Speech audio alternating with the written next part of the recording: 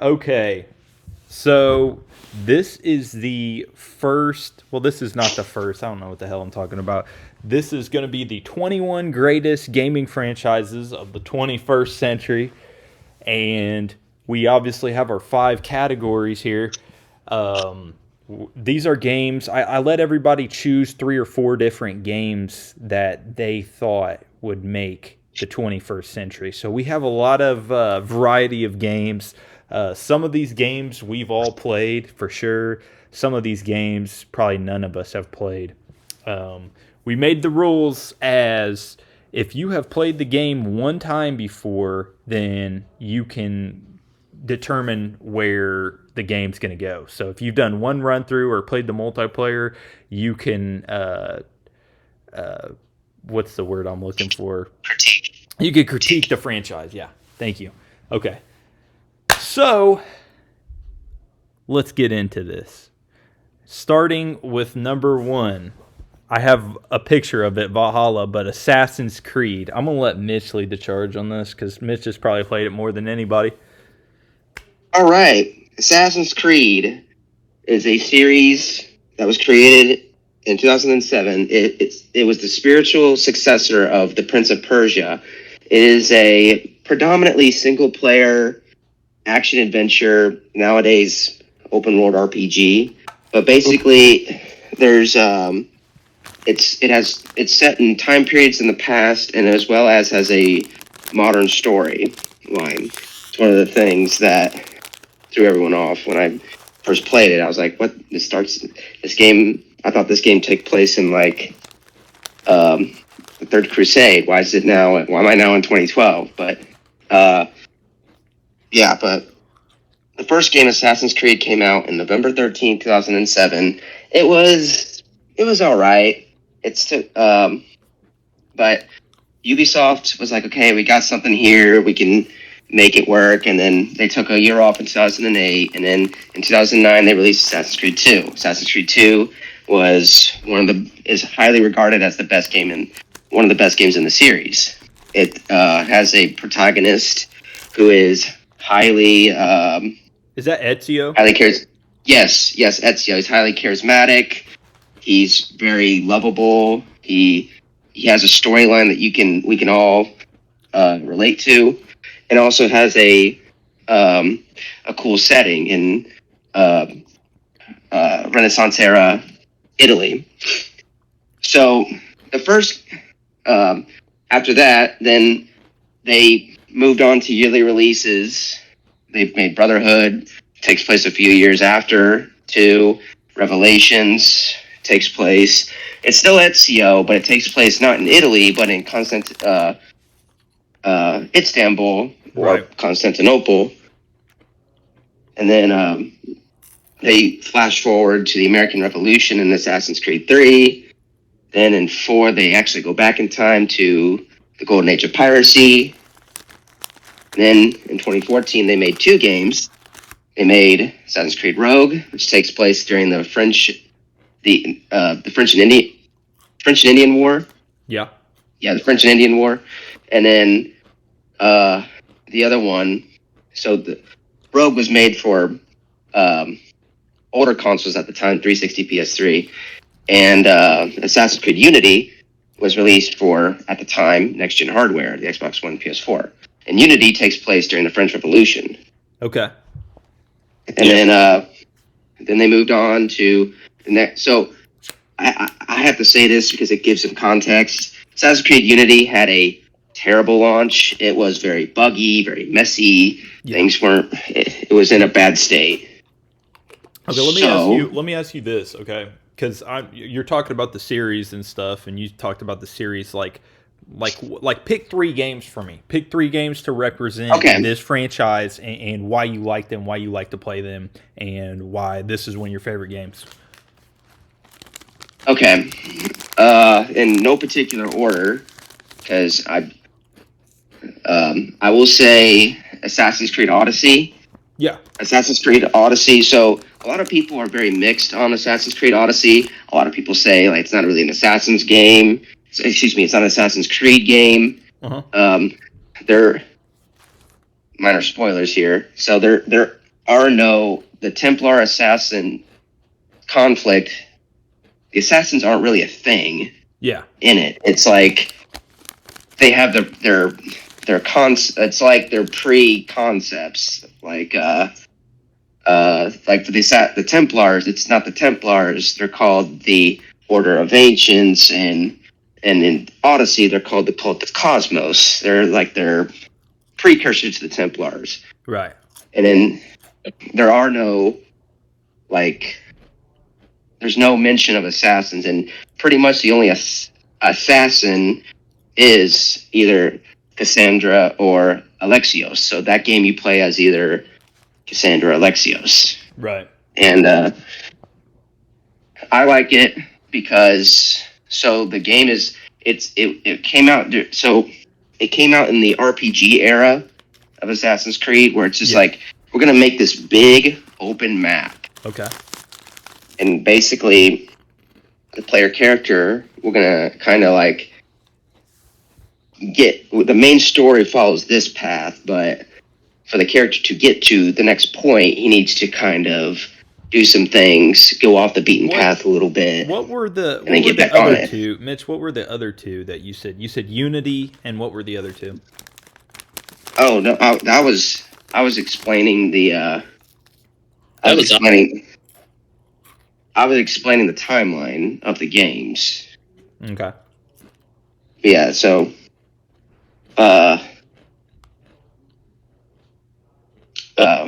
it's definitely kind of game. It's very fun. One thing that stuck out for me specifically was the like sort of parkour movement styles it had. Yeah, I really like that. So originally the game was very parkour heavy. It was very like, okay, hey, like you got to figure. It was actually a puzzle in itself of trying to climb a tower, because you couldn't in later games the person could just climb up anything. Yeah. Whereas in older games you had to really think, how am I going to get up here? Yeah. And I think a lot of people say Unity had the best parkour in the series, whereas you could parkour up and down, whereas in older games and even games today, it's basically, if you want to go down, you just basically fall almost. Yeah. Or you just kind of like ladder crawl your way down. Okay. Okay, so what I will say about Assassin's Creed is, like, we're putting it in a tier list. So from my perspective, you got to view it from all lenses. I think that the actual story, obviously, for me would be an S tier, but because the multiplayer, I have played one or two of the multiplayers, and they're just not my thing. So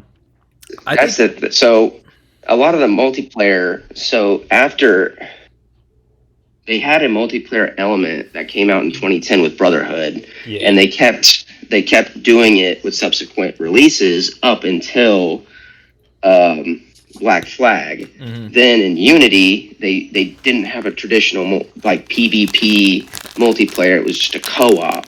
Yeah. And that was extremely buggy. That's what I think I played. But so anyway, Unity. Go ahead. Unity had its own co-op missions that were part of. They weren't part of the story. They were mainly side content, but it was part of it.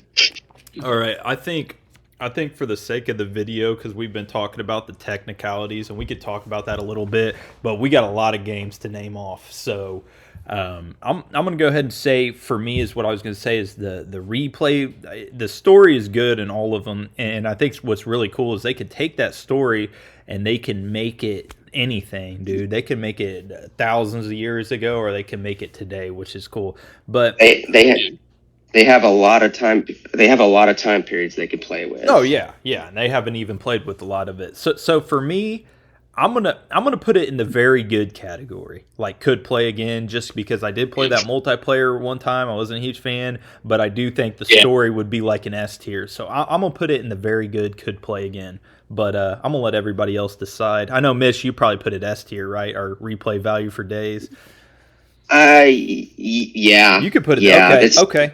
you could literally, you could take months.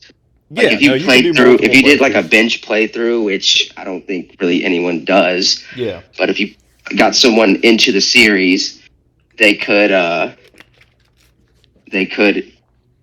easily have plenty of content to keep them busy for a long time. Okay. No, I got you. Okay, everybody else, go ahead and rank it. If you've played one game all the way through, or you've played one game, or you play the multiplayer, tell me, guys, where would you put this game? Absolute cinema. That's what I saw. Corey. What'd you say? What'd you say, Alex? What'd you say? Corey did that like absolute cinema thing. I didn't even know Corey played in Assassin's Creed. But for me, I played 1 through 3, and then Brotherhood and Revelations. I dropped off after Revelations, and I don't really have any interest in playing the ones after it. But very good. I'm happy with putting it there. Is the first 3 games of Brotherhood are all great. Okay, so we got 2 very good. It sounds like Corey's in the S tier, and it sounds like Mitch is in the S tier. Luke's played it. Luke, I know you've played Black Flag, bro. What do you think? I haven't played it. Just Oh, I was just joking.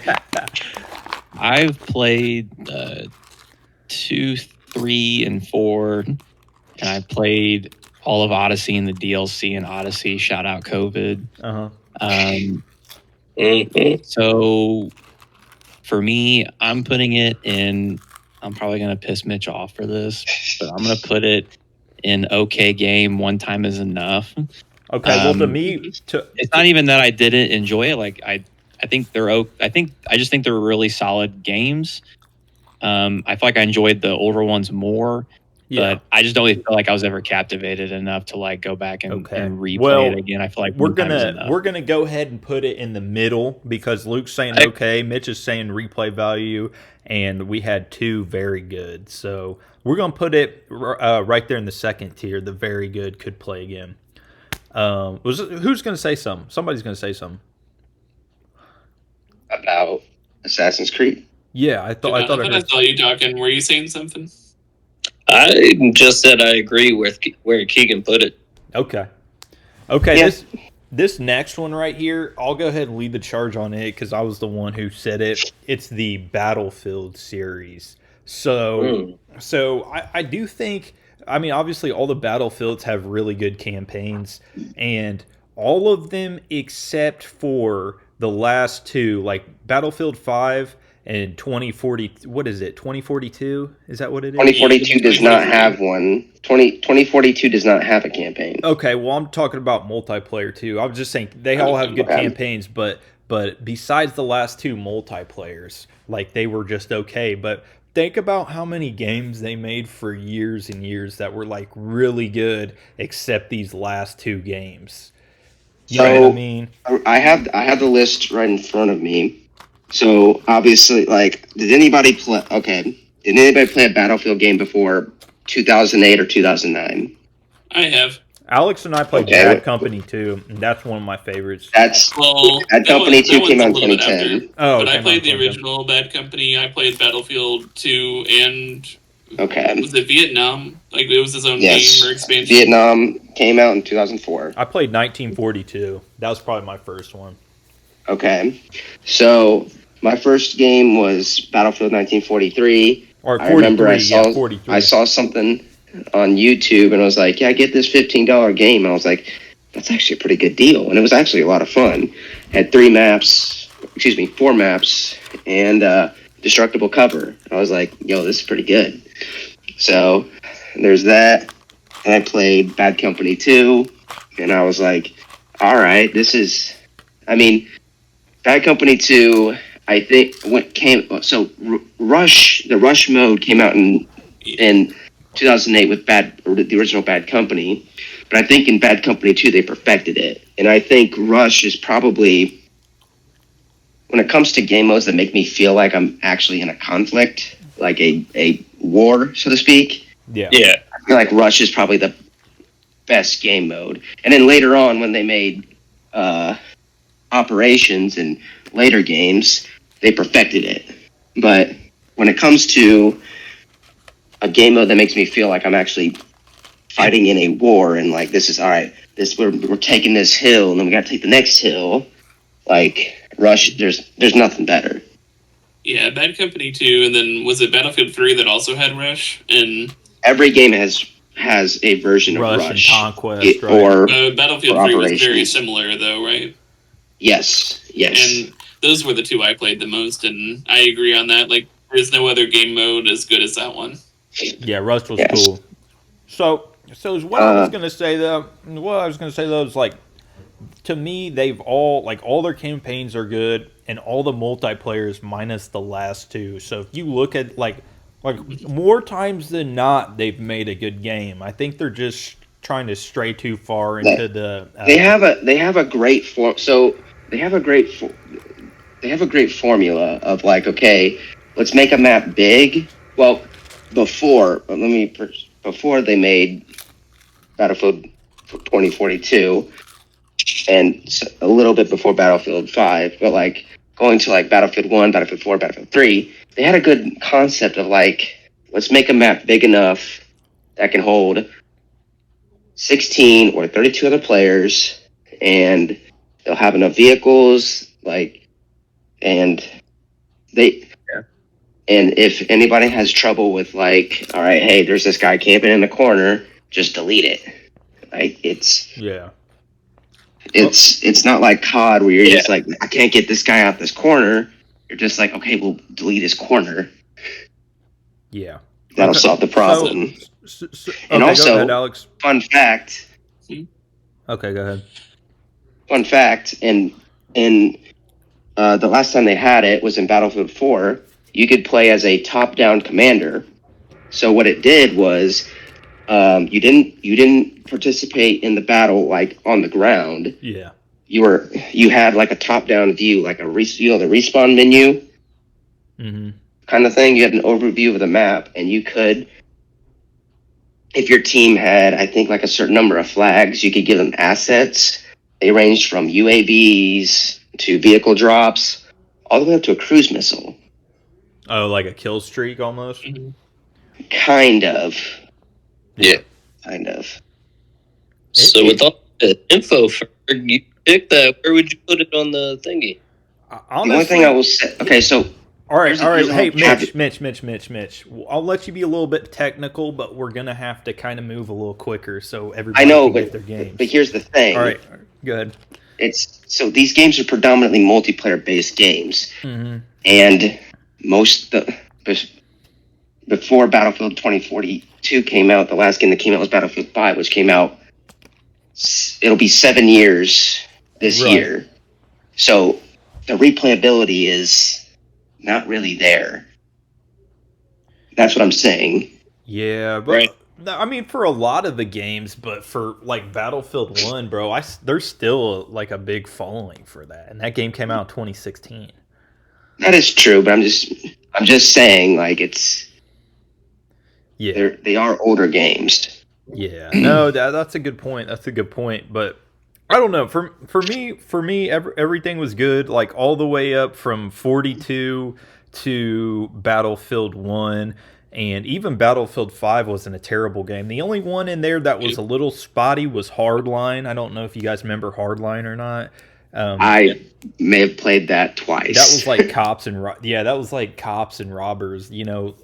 But anyway, though, for me, I'm gonna say there's more good games than not good games. I'm gonna say all the campaigns are good, and for me personally, I'm gonna put it S tier. But you guys, I'll leave that up to you guys. What you want to pick? Okay, let's see where our categories. Well, I don't know if you've like gone back and tried to play an older Battlefield game and like deal with the people that still play them, but like when it's all like veterans in a game, it's kind of hard to keep up with later on. So like multiplayer replay value has even gone down a little bit. Right. But I would still put it in like very good. It's still fun to play. Okay. Like I've gone back and played Battlefield 3. I've gone back and played 5 recently. Right. They're good. Anybody else? Yeah, I will agree. I will go into the very good category. yeah, you can't. So if you want to play a specific game mode, though, good luck. I'm gonna put it. Go ahead, Luke. I'll put it here for now. Because you guys have been more Battlefield heavy than I was, but you guys sort of dragged me along for the ride for the most part whenever we played. Yeah. It was still super fun. You know, I was definitely more of a Call of Duty guy, which we'll talk more about that later. But I would honestly put it in S tier just because the legacy it has.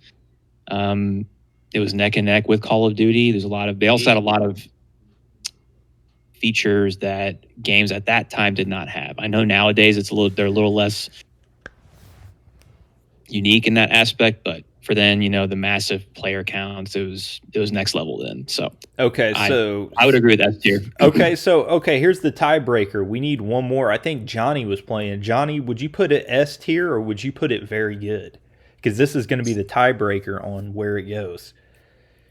Man, I might make y'all mad on this one. For me personally, I put it as the okay one time myself. Okay. I'm You want a big Battlefield? That's a big tiebreaker. So yeah, Damn. Okay, is anybody else played? Corey, have you ever played?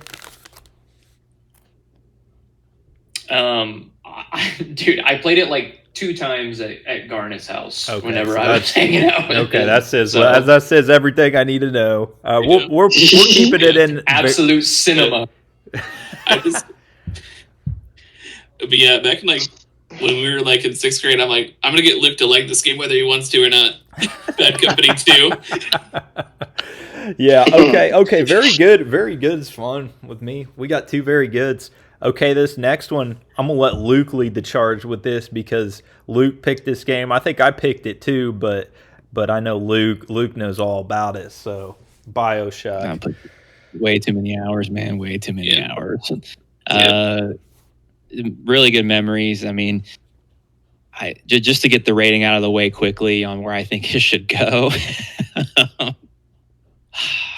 This is probably my one biased pick of the day, and then I'm going to be a little more objective. I mean, I'm going to put it in the godly S tier. Mm-hmm. I think the probably unique it was at the time it came out. The way they created the environment you were in, just the whole entire world building itself was. Yeah. It was really one of the first like psychological games. I feel like, you know what I mean. I feel like a lot of games after that started getting psychological.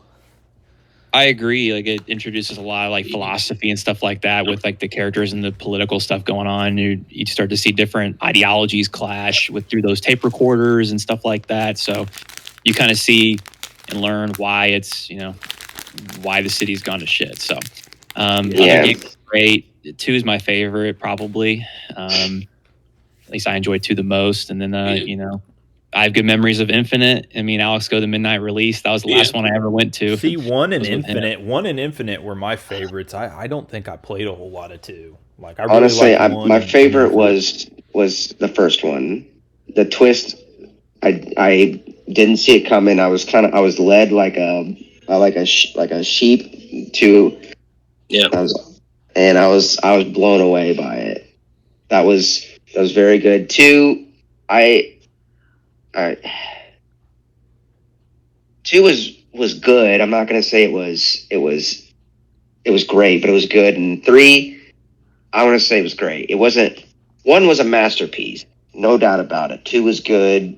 3 was great. Just yeah. No, I'm with you, man. I'm with you. I feel like I needed to watch a video.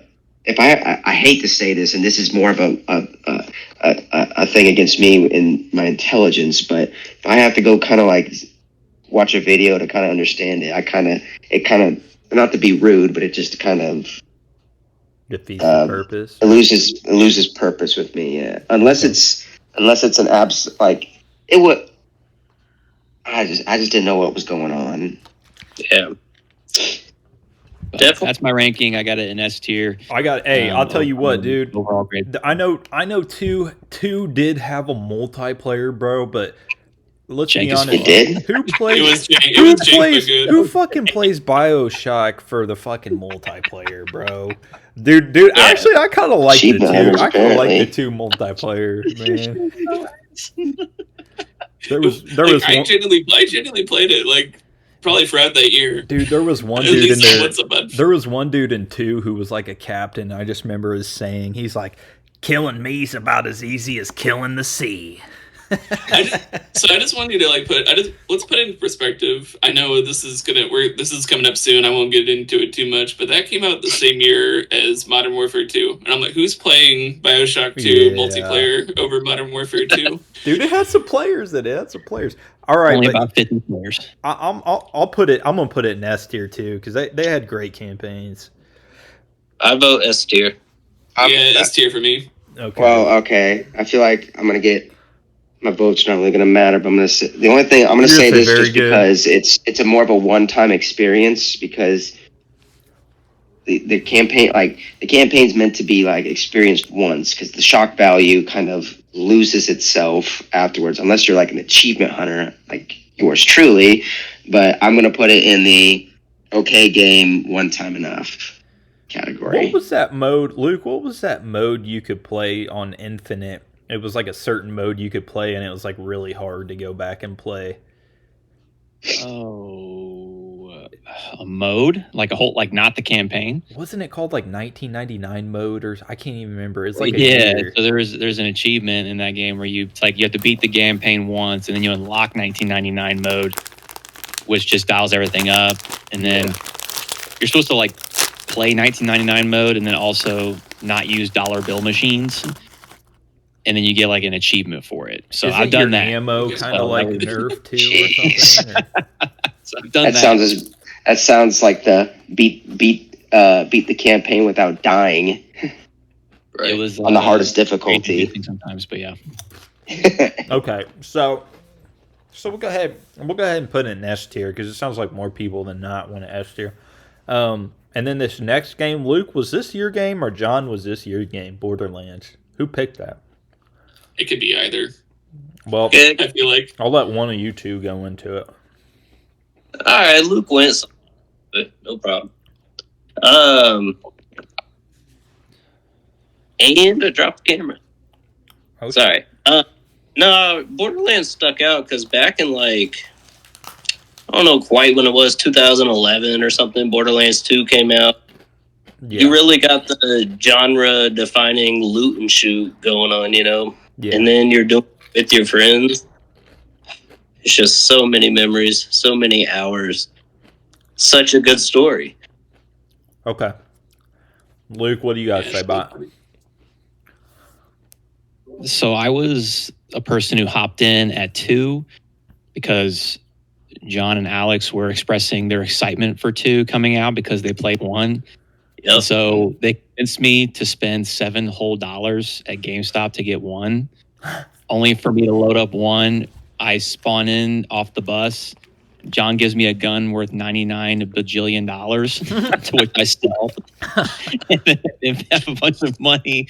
And then we play missions where John proceeds just to one-shot every enemy that isn't put in front of me as I try to play. So, That's how I felt playing with you but when I have first played it. I have more fond memories of 2 because I remember it was 4 of us. We each picked like the 4 main starting characters, and I think we may have gotten 1 playthrough in with everybody all together. And then I think, I don't know who stuck around after that. I grinded 2 like a motherfucker. I mean, I was in that. Range. I was in Did that. the main story, no DLC. Yes, it was DLC was great. Especially Tiny Tina's, I think is like universally considered one of the best DLCs of like any game ever. So I don't know. I'm putting it it. a whole I game know we're based early off that ranking, DLC. but that's where I'm putting it. Okay. What did you say? Where you putting it, Luke? At S tier for me, but I'm probably biased, but I'm putting it Okay. lots of replay value. That's just where I would put it personally. I think so. Man. I think I played 1, and then I played 2. Like if I was just going off 2, I'd probably put it S tier. But I think since 3, I had a bad experience with loading it up that one time. Yeah. Man, I'm gonna put it either okay or very good, like in between there. Okay, let me look this up here. Borderlands I'm- 3. Okay. What'd you say, Mitch? I might put it in the shit. I'm gonna put it in the very good. Like I don't really. I mean, I had fun while I played it, but it's just that when I played with Luke, I was just like, he was just speed running it, and I was just picking up the scraps, and I was like, what kind of game am I playing? Well, honestly, I had a bad experience playing with Luke one time because he like I had this gun, and he challenged me to duel, and we dueled, and I swear to God, he let me empty a whole mag in him, and he wasn't even down like but 20% health. Like he still had 80% health, and then he like one-shotted me and killed me. I'm like, bro, fuck you. And then I'm not. Yeah, that shit was stupid. That's why, and I think I had the same thing with 1. I think I like dueled. There used to be this guy we played with. I think his name was Vex or something like that, or Rex. I can't remember. And same deal, man. He fucking one-shotted. I feel like you had to put a lot of time into that game to get guns and grind and stuff. I don't know. Luke probably likes it because it's probably like Destiny. It's like a grindy game. You kind of have to grind it to really get good. Destiny was based off of it for sure, at least to me. Yeah. Okay, I was pissing. I'm back now. Okay, I heard all of this. Okay. No.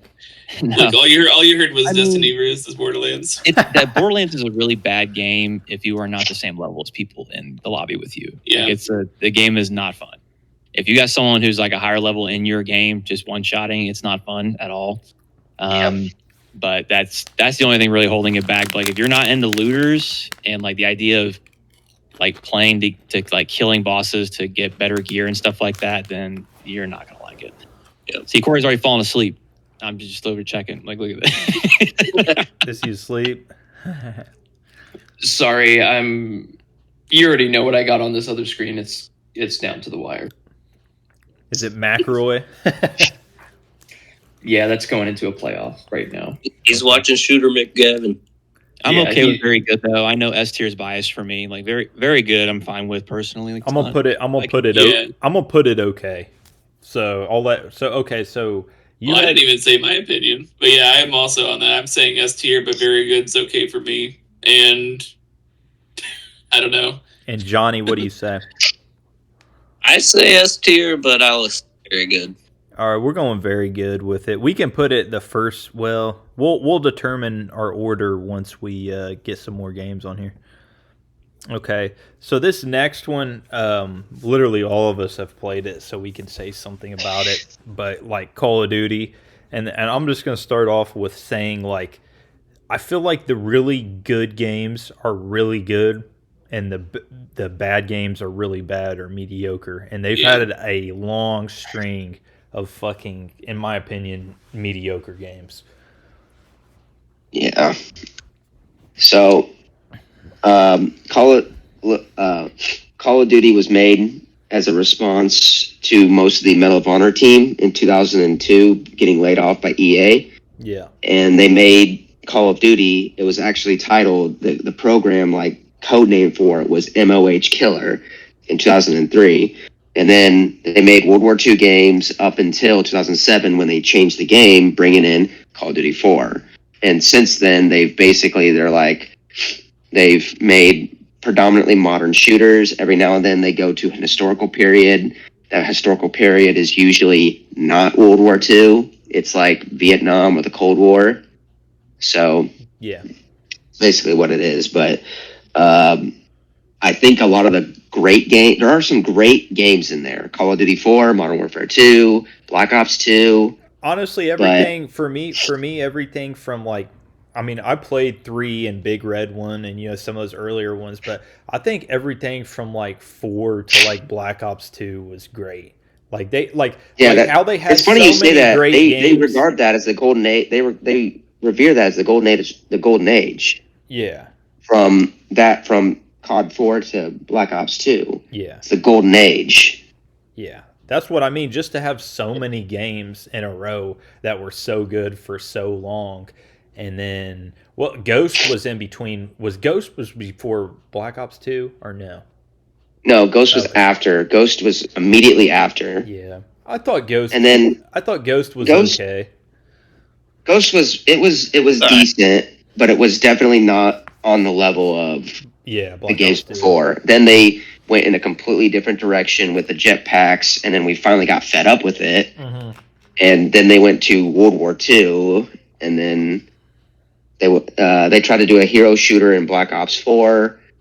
Well, Black Ops 3 and Black Ops 4 are kind of hero shooter-esque. Mhm. They have, characters have abilities and whatnot.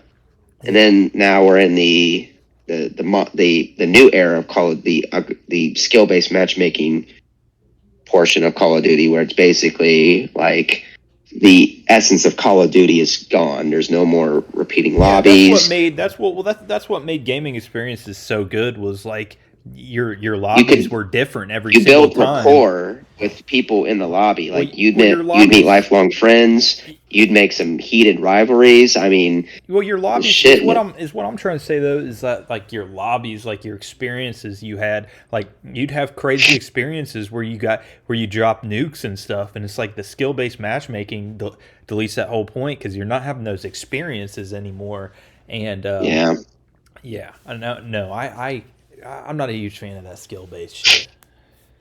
Yeah, nowadays the Call of Duty has been Call of Duty just falls under the live service banner of like wanting to do that. They're like, hey, we're gonna sell you a game. Well, we're gonna sell you a game for $60, but we're gonna sell you a shit ton of skins too.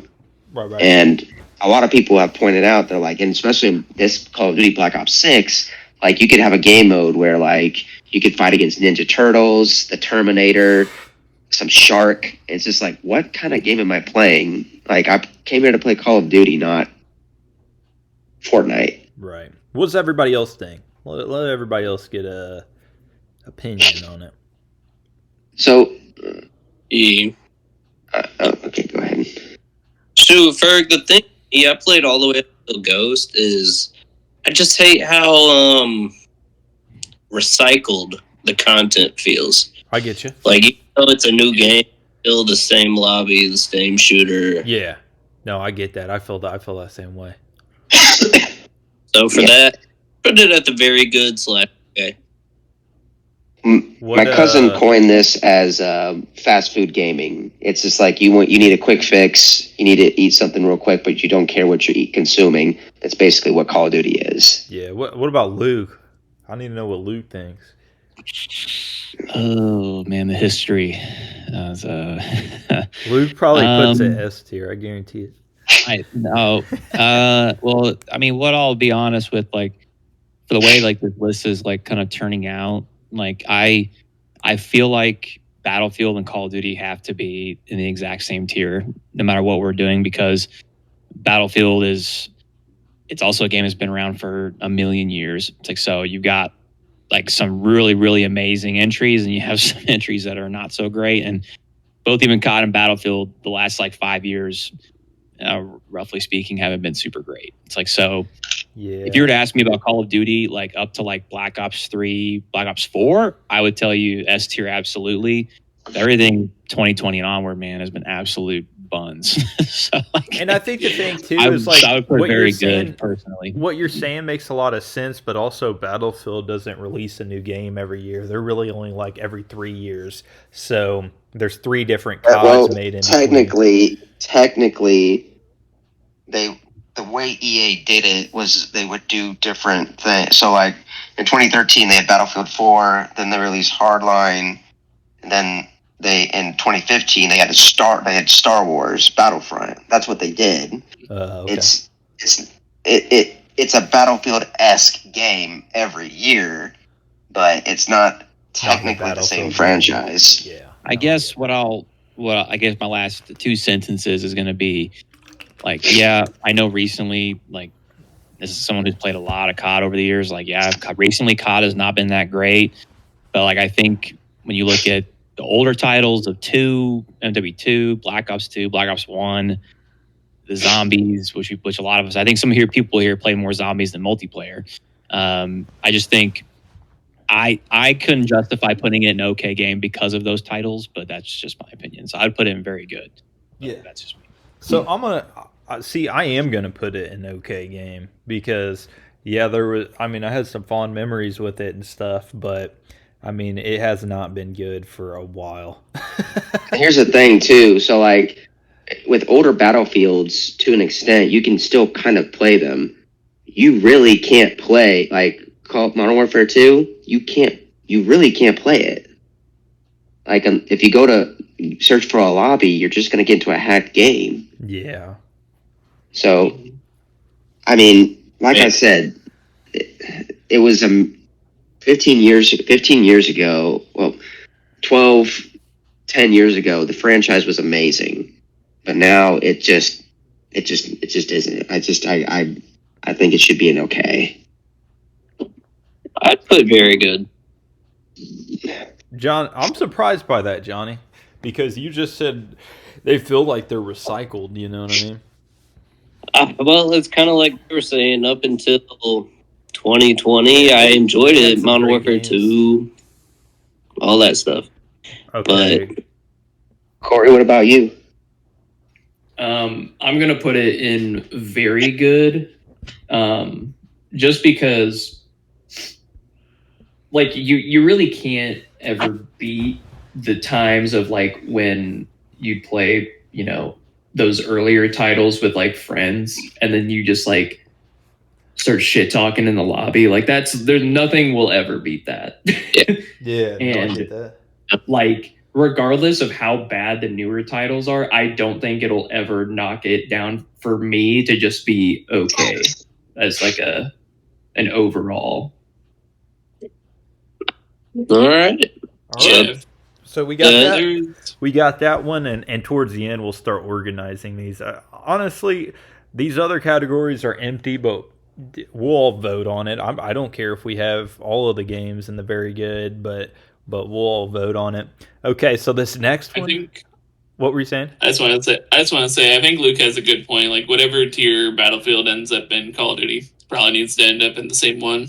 It's funny you say that because I remember in 2011, when during the height of the Battlefield Modern Warfare battle, I guess they both got basically the same scores. They were both like, 9 out of 10. And I was like, Yeah. that's convenient. I played both a lot. I did too. So this next one, I just wanted to say, if you don't put this in S tier, you just need to get good. It's a skill issue. Is that Dark Souls? It's the Souls game. Yeah. Yep. So you could throw Okay. Elden Ring in there. I am going to sit out this one. I've never played a Souls game. I love my has. sanity. Alex has. Alex, I think you picked this series, so go Inject the ahead. shit in I- your veins. I picked this one because I was having a tough time picking a lot of game franchises and I knew you guys had picked some of the other ones that I wanted to leave some open, and only games 2000 onward. This is one that came to mind just because I can honestly say I haven't beat one before. I haven't enjoy either. playing them, but Dark Souls 1 through 3 and Bloodborne, they're pretty much all really just good games in my mind. I like playing them, and they are really hard and to the point where I've never beaten one of them, but they're just fun to play. Yeah, they are. I personally have never played it You out. played Elden Ring, haven't you, Johnny? Dude, I'm not gonna cap. I played up until like the second boss fight. I died 40 times, and I'm like, "Fuck this shit, I'm out." Yeah, that's why I don't. That is Not why Homer I the don't Felon, play. but is that Godfried? Godfried was hard, and he had his second stage movements too that he would fucking use. So his moves completely changed up if you got him near death. Yes, you had to have, bro. Sheesh. Not even guess, bro. You just gotta study that shit. You just gotta study it so many times that you know what the fuck he's gonna do. Yeah. Other than that, I want to know what for Luke me, puts it. I want to know what Luke puts this series. Luke's the only one here who's probably beaten a Souls game. So uh, It's just S tier, and it's not even close. you say S tier? It's S tier, and that's not even a debate. I don't want to hear another word. No, about any hey, other if ranking. you just look at the game, it's a beautiful game. Like it is Yeah. so like masterfully crafted. Like it looks beautiful, dude.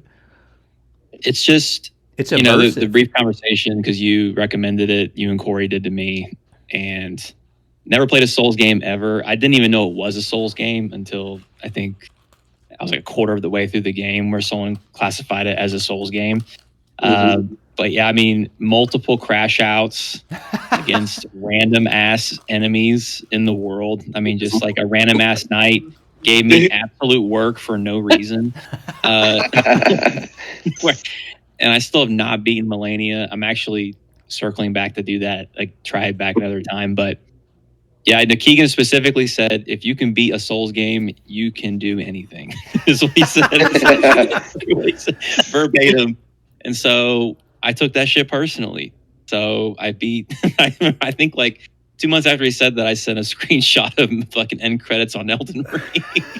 that's He hilarious. said, "I'm I ready think to he conquer said the you world." can rule the world. You rule the world. Yeah. No, for real. If I was a boss and a fucking employee was like, "I like the Souls games," or "I've beat a Souls game," I'm like, "I'm gonna hire you because that is something you have to just keep trying and dying and getting fucked up until the point where you sometimes you just get lucky and win."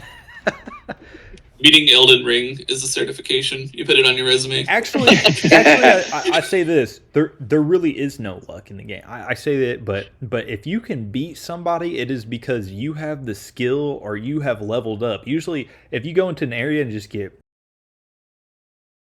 it's because you're not good enough. You have to get better, and you have to come back to fight this boss. You know. Yep. Yeah, it is one of those things where you do die so much till you learn like the patterns and stuff like that. Yep. And then like you could probably ask my wife. I mean, it's just the amount of crash outs I've had like while playing that game in here, just hearing me go, "What the fuck is that?" I'm just like, I'm here raging in a single player game. Dude, you're supposed I mean, to. Anyway, dude, I can you- talk all day. It's an amazing. I mean, you've even seen like the big streamers play those games and like like Kai Cenat, he did that whole stream like subathon or like marathon where he just played the game for like I don't even know like 60 hours straight until he beat it or something crazy. So it's like it's definitely a game like just a series in general that's worth investing time into. It's one of those harder video games, and like the concept of levels on a video game, it's like, okay, medium, when you start a shooter, I usually play on like medium or whatever, but it's like hard, veteran. It's like, think of a level fucking above veteran, and they don't make it easier. If it's a game you want it easier, you should probably play a different game. That game is not for you. That is Yeah. why I don't play it. It's one of the the unique thing about it is like it's one of those games where like you just coast through the areas till you get to the boss and where it becomes hard. Like you'll just face just random ass unnamed enemies that just will put you in a fucking coffin in a heartbeat. Like it's not even like it does not matter. Yeah, no, I get what you mean. And so Dark Souls, I mean, man, it's a great game, but sometimes it does feel more like a project because you're constantly searching stuff. Yes. But I would go with the Souls series because I know how good they are. I would put them in S tier. I'd go S tier with it. Agreed. Absolute cinema. I cannot rank it. I have not played it. Johnny, what would you rank it? S. Alex, Yeah, what we would just you- gotta go. We just gotta go. As at this point, there's too many.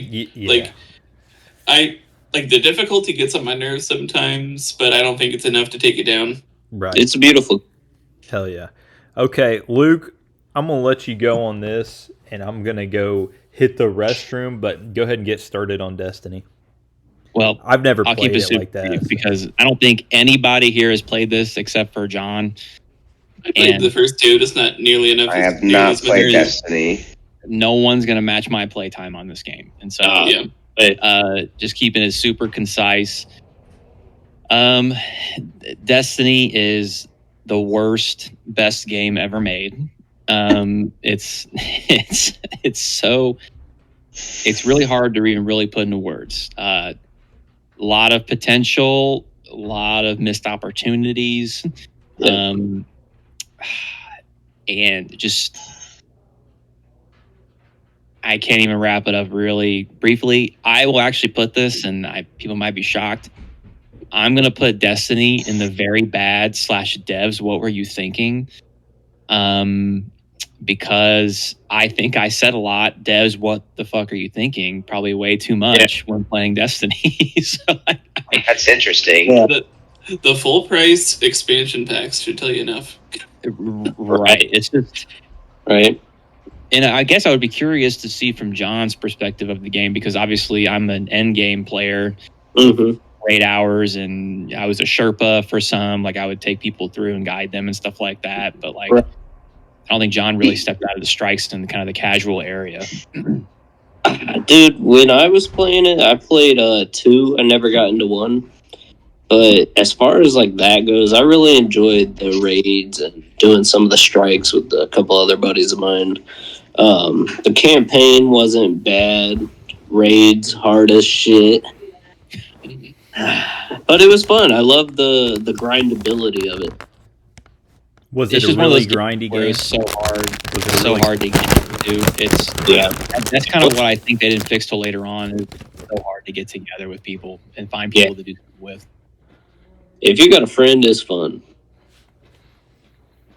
So Yeah, and I that- remember playing the first game at lunch. Like it was a lunch. Like was it a lunch title for Xbox? Like the generation for Xbox One and PS4. It may have not been. Yes. A launch title, but it was right. Was it a launch title? No, it wasn't. It was not. It came out in Right after 2014. Look, it was really close, and I feel like it was one of those games that kind of highlighted what that generation of consoles could do.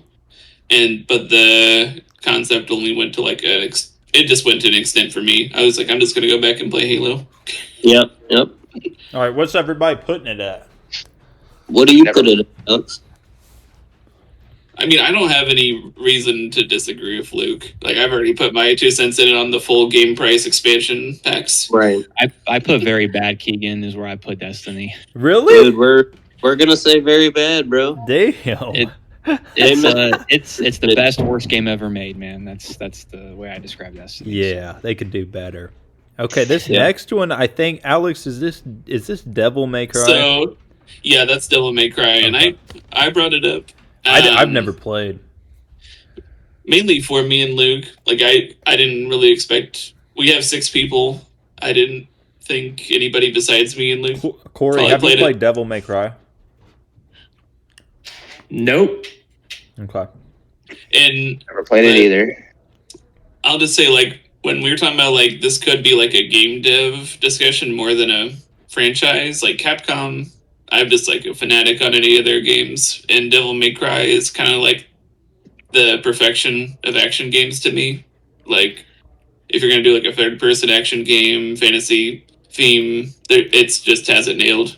And the difficulty, I'd say it even kind of rivaled, like, it was kind of like a Souls-like game before Souls were around if you played, like, the first 3 games. Okay. Hey, Alex, correct me if I'm wrong, but was there a Devil May Cry on PlayStation 2? Oh Yeah, yeah. that's when the first 3 games came out on that generation. I remember playing, I think, Devil May Cry 3. That's the only one I played. Yeah, and a lot of people say it's the best one. But Yeah. me and Luke both started after that one. Yep. Okay. I also have vague memories of playing. It might have been 2 or 3 on the PlayStation. My dad had bought it. Mhm. I remember feeling too hard for me, so I never really finished it. But I tried playing it. Played Devil May Cry 4 when I was about 10. Beat it, but not in the super sexy style way. Like I would say that, like you can do. you learn the shit. I was just spamming the same shit over and over again. But I play 5 as soon as I pre-ordered 5, and 5 is just another level of whatever that absolute cinema. Absolute cinema. But I think where Devil May Cry really steps out of the bounds that it's in is with like the overall lore of Devil May Cry is really, really cool, and just the whole story itself is really, really cool. And every character aura farms the entire time. Every bit of screen time. Every character. but I don't know. Virgil especially. Virgil especially. It's like the only character like his whole like aura's become a meme basically. Yes. There are so many Virgil memes that are so funny. But I mean, so like I'm biased as hell, but like I'll tell you, be honest with you. If Devil May Cry's story and lore wasn't good, I would not put it in S tier. But just because like the story, the replayability of all the games and learning every like weapon and combination and then multiple characters, I got to put it in S tier. But if the story wasn't good, I would put it lower. But because it has everything for me.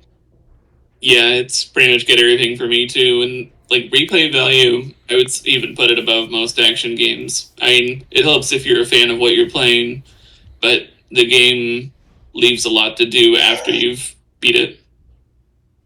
So I'm pretty biased too on it being S tier, and we can figure it out whenever we have to reorganize this list. Okay. Okay. Well, I'm not going to lie. The ones that we consider S tier that we've all played are going to go towards the top versus the ones only 1 or 2 of us have played, if that's okay. Yeah.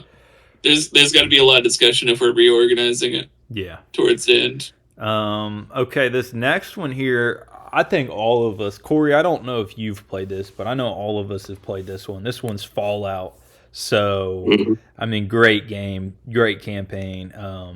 I think 76, the newest one, was a little bit of a flop, but I think all of them besides that one are hitting. I guess it depends on what you want to do, because I kind of enjoyed the whole 76 multiplayer aspect of everybody meeting up at one location to fight the boss. Kind of You've played it probably very recently. Like when it came out, it was dog water. You're probably right, yeah. But it's like I remember. I was just gonna say it's like a cyberpunk situation It's where the like game had a terrible was it a launch, and then like cyberpunk? 2 years later, everybody's like, "Oh, it's actually really good." They just needed to finish it. I will say this: Fallout. I remember I saw stuff about Fallout 3, and I was like, "Okay, let me try it out." And I was like, "This is very good." Like, and then I got the Game of the Year edition in Christmas 2009, and then 6 months later they announced Fallout New Vegas. And Fallout New Vegas is probably, I think, in my opinion, the greatest RPG ever made. I love Fallout New Vegas. There isn't any. That game is so good because it makes you really think. Like, all right. It really breaks down every faction. It's just like, okay, there are serious pros and serious cons. And then Fallout 4 it's good, but it didn't really feel like Fallout. It felt like Skyrim with guns. It just, I don't know. Like in older Fallouts like Fallout 3 and Fallout New Vegas, like you actually had to take a build. Whereas in Fallout 4, you were basically like, okay, I could just rank up every stat. I could play the game enough to just rank up every stat. Yeah. To me, Fallout 3 was the best, like one of the best. Like I probably didn't put a whole lot of time into New Vegas, and I'm sure I should probably go back and do that. But Fallout 3 for me, it was my first time running around the wasteland with my Pip-Boy, listening to some old ass music, and it was a vibe, man. Fallout 3, and I don't know, I love that game, and I will say this about the Fallout series is this is another one I feel like they've had way more good games than bad games. Hell, even Fallout 4 was pretty good. I remember playing it. Fallout 4 is a good game. Don't get me wrong. It's not it's not like a masterpiece. Like Fallout New Vegas is a masterpiece to me. Yeah. Fallout 3 is like a 9 out of 10. Yeah. Fallout 4 is like a good 8. What Like I'd still play it. I would say for me, if it's not making S tier, it better be very good. I don't think anybody's going to contest it, like the single player itself being S tier, right? Mm-hmm. I mean, it is a predominantly single player experience.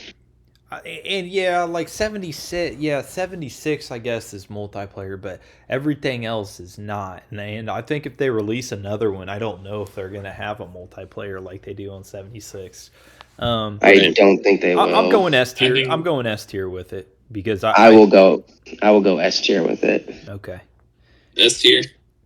If it was for me, I would put it probably just behind BioShock. I think I like BioShocks just a little more. Yeah, I agree with that. They're both single Wait, player Luke, games. Around the time I got where into did them. you put this game, Luke? I mean, it's just got to be S tier. Okay. I mean, the series is getting hard carried by Fallout New Vegas. Yeah. Yeah. But no, like Hell yeah, like, Luke agrees with me. played so many good games, and as someone who's like level 400 on Fallout 76, Oh shit. even that one's not that bad. Was it it's terrible definitely- when it first came out though? Like everybody said. Well, Yes. I wouldn't know because I was gonna get it, but after playing Fallout 4, it's kind of weird. You Fallout 4 came out, and I was also a little disappointed in Fallout 4. Mhm. And so I didn't pre-order 76 because I was a little skeptical. And so people were like, don't play 76 dog water. And so I was like, okay, well, I'm not going to play it. And then it was like free to play on the Game Pass like 2 years later. And I was like, I'll try it out. And then like it's fairly decent now. Mhm. So it's like a fun little, you can play it for a few months, like leveling up and getting your perk cards and testing out builds. Like that's sort of fun. It's like going back to. It's like basically like if you were to play Skyrim again. That's basically like. Yeah. But yeah, so I mean, and I think after playing Fallout 4, like even Fallout 4 isn't as bad as I remember it. I was like, okay, this is pretty decent. So there's really no bad games. For me, it has to be an S tier. I don't see how it's not an S tier game. Honestly, this is kind of a little bit unrelated to the Fallout series, but what was the space game that Bethesda just came out with? Starfield. Starfield. No, yeah, Starfield. I feel like There's Starfield. also Star Realms, but I- Starfield is it. I feel like Bethesda is going to have to change up their like heads-up display and how their games handle because they all kind of just feel like a Skyrim like Fallout game now. You know what I mean? Well, Fallout 3 started the formula. Well, Yeah. Fallout, I mean, yeah, it was technically- Fallout technically first, and it Morrowind was Skyrim, and then it was is Starfield. There's too many like going to like playing Starfield. I'm like, if I want to like get something, I got to go through like so many menus to get to it. I'm like, this is kind of ridiculous. Like, can you streamline this? It seemed like a bit much for me, but honestly, it kind of just felt like Fallout in space. I don't know, like it. yeah. You Alex knows what I mean. It could be seen as that, yeah. Yeah. So It's definitely feels like just like they followed the formula, used a different theme, and it wasn't different enough. yeah. All right. Hang on. All right. Okay. I'm gonna let Mr. Fortnite Battle Pass himself explain this next one. We got a #1 victory royale. Yeah, Fortnite, we about to get down. Get down. He had that shit ready. He had that shit ready. Where should I start with this one? So Uninstall immediately. I'm gonna put realistically Fortnite and probably very good could play again. Just because for even though I don't really play it right now, just other games, but Fortnite is one of those games where I feel like you can just jump in and play now. Yeah. Like whenever you want. It you know, kind of catapulted battle royales to like be more popular. Some will argue that it's PUBG that did that, but I feel like PUBG was PUBG like this. It was good. Yeah. It laid the ground. So same as PUBG like crawled. C1. PUBG crawled so Fortnite could run, basically. Exactly. Yeah.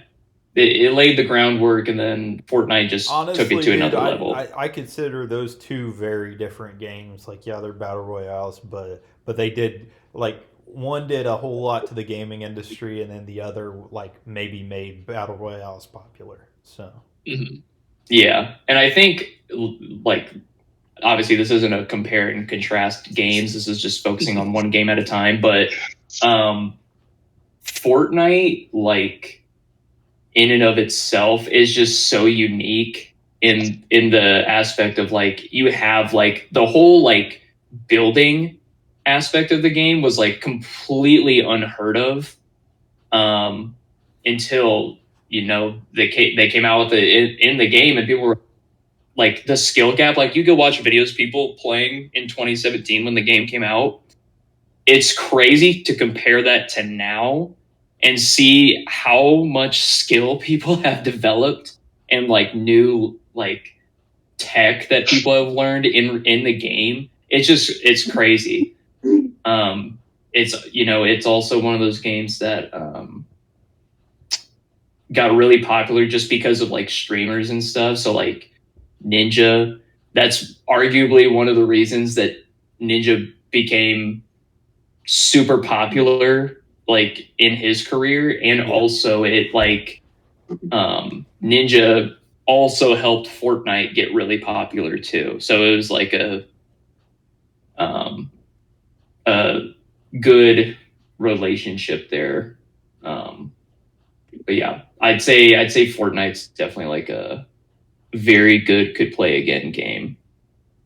okay, I'm I gonna just want to say real quick, like I was trying to think of like what the first battle royale game I played was, and it was the Minecraft battle royale server, like that you could play back in the early 2010s. Oh, It was man. like the Hunger Games mod or whatever. Yeah, no, it actually was Hunger Games. It wasn't battle royale, but it was the same concept. Yeah, And then that's how they all started because of The that. Hunger Games. Yep. Okay, you're not gonna like to hear this, man. I fucking hate what Fortnite did to the gaming industry. Fortnite by itself, if it would have just kept this shit exclusive to the game, yeah. But too many games, the Fortnite effect took the whole gaming industry, bro. Honestly, I would put uninstall immediately, but because they came up with a mode that's like non-building, because for casuals like me, I'll move it up to the very bad devs. What were you thinking? Well, I feel like that kind of also goes into the devs do listen to people. Like they're very good about listening to like people's responses like in the community and trying to implement changes. They also keep stuff fresh. Like they vault guns all the time and then they bring guns back and stuff like that. So like they're constantly keeping it fresh, at least for the most part. Okay. Well, I get what you're saying. The devs do listen to that community, but I don't know, bro. It just ain't for me, man. I was way more of a PUBG dude, so I'm gonna stick with my categories still. Honestly, I don't think I'll just put it. I still play it, but I do agree with Keegan. The Fortnite effect has a negative effect on the gaming industry. So I'd have to agree, very bad devs. It was that game and Counter-Strike Go that fucked everything up with the goddamn skins. Yeah, the skins in Counter-Strike and like even in Fortnite, yeah, like you were talking about like all the pop culture stuff that they threw in that game. That's even affecting like Call of Duty now, where we have like $26 skin packs. Right. Yeah. For one skin. The damn microtransactions. The microtransactions from hell in that game. Yeah, at least Marvel Rivals, it's only like $16. I remember, was it called? I mean, I'm gonna cross-reference, but was it Call of Duty Ghost? Like the first microtransaction I remember was like a gun. It was a gun you could buy for $6, And No, it was Black Ops 2. So Black Ops 2 had in a DLC pack. In the first DLC pack, they brought in the Peacemaker. If you had the DLC, you obviously got the Peacemaker, right, and then they later Ghost- added camos. Ghost did They something were like that too, I think. They did, but they weren't the first. Black Yeah. Ops 2 was. Black Ops 2 introduced camo packs that were like $2 for That one. bacon pack, dude. Yeah. The Yeah, bacon. oh, no, Yeah, I remember the 115 bacon pack. Call of Duty Ghosts had the Snoop Dogg pack. They did. Did they? And Good motherfucking Yes. win. They had 'em- get different announcers. while we're on this topic, I'd say like Call of Duty might be the first franchise that added DLC to a remaster of a game, like the Call of Duty 4 remake. Oh, did they? Oh yeah, that was even more expensive than when it came out. When it came out, it was $10 in 2008, and then in 2017 they made it 15. I was like, it's the same 4 maps. Why? Okay. Why is it now well, 15? Well, Should be microtransactions 10. have been around in some capacity probably long before Fortnite, but just the whole fucking like trying to follow the culture and like the Nicki Minaj skin in Call of Duty, like bro, like Well, keep in mind, before Fortnite, they had loot boxes. yeah. No, I know. There's microtransactions that have been around for a while, but honestly, I'm gonna keep my vote in that same category. But what's everybody else then? Mitch, you said same as me. I'm keeping it, yeah, same as you. Okay. It's a decent game, but what it's done to the industry is not good. Right. I don't know. I despise all battle royales equally. I don't play any of them. But I also gotta respect the game where it's at, and I have had fun in Fortnite before. Like I have had fun playing Fortnite at times. So, and I do think the effect is not good. If this was my personal list, it'd be an uninstall immediately because that's what I did is uninstall it. It's not on my system anymore. But The guy installed it too. but because of the top franchises, like the impact it's had, both negative or positive, like it's Fortnite is an okay game. Like I can sometimes pick it up and play it and have some fun for a bit, but I can't play it long term for like, every week or something like that. So That's fair. John, what do you say? I'd put it at the okay, one time is enough. And That only sounds like that that's where it's because going. I remember blinking and people were learning to speed build, and all of a sudden he's 40 feet in the air, and I'm just Well, looking that's at him the like, thing oh with the shit. streamers. You shoot a like, guy you for turned 46 into damage, and he overnight. builds a 5-star hotel. Everybody You saw know- Twitch and wanted to be Ninja, and this just made this game so fucking unenjoyable. You know what I mean? And Yeah. dude, I'm a grown ass man. I don't want to take the time to learn how to do fucking 90s and shit. I'm a casual player. Even with Rivals now, I'm a casual player, bro. I don't want to learn all these texts and shit, bro. I don't care. It's in like the okay, very bad for me. I'm like in between, so I'm good with whatever. I'm gonna Okay is put it in fine. the okay. I'm gonna put it in the okay.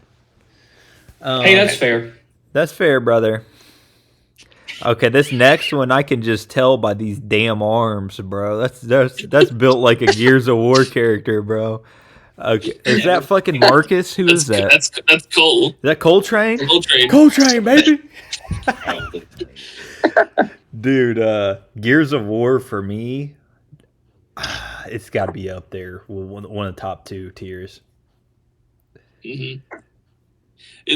I was thinking like it's gone bad, but there's only 3 fumbles, like 4, 5, and Judgment. I only I'm not played the first 3. That's why I'm probably clouded. I think I stopped at 3. Yeah. If you play the story for 1 for 3, it's like all 10 out of 10s. Yep. Like, Dude, and this was like one of the earlier like co-op games you could do. Like they actually like you could play with somebody online or you could play with a friend, but you could play through the whole campaign on co-op.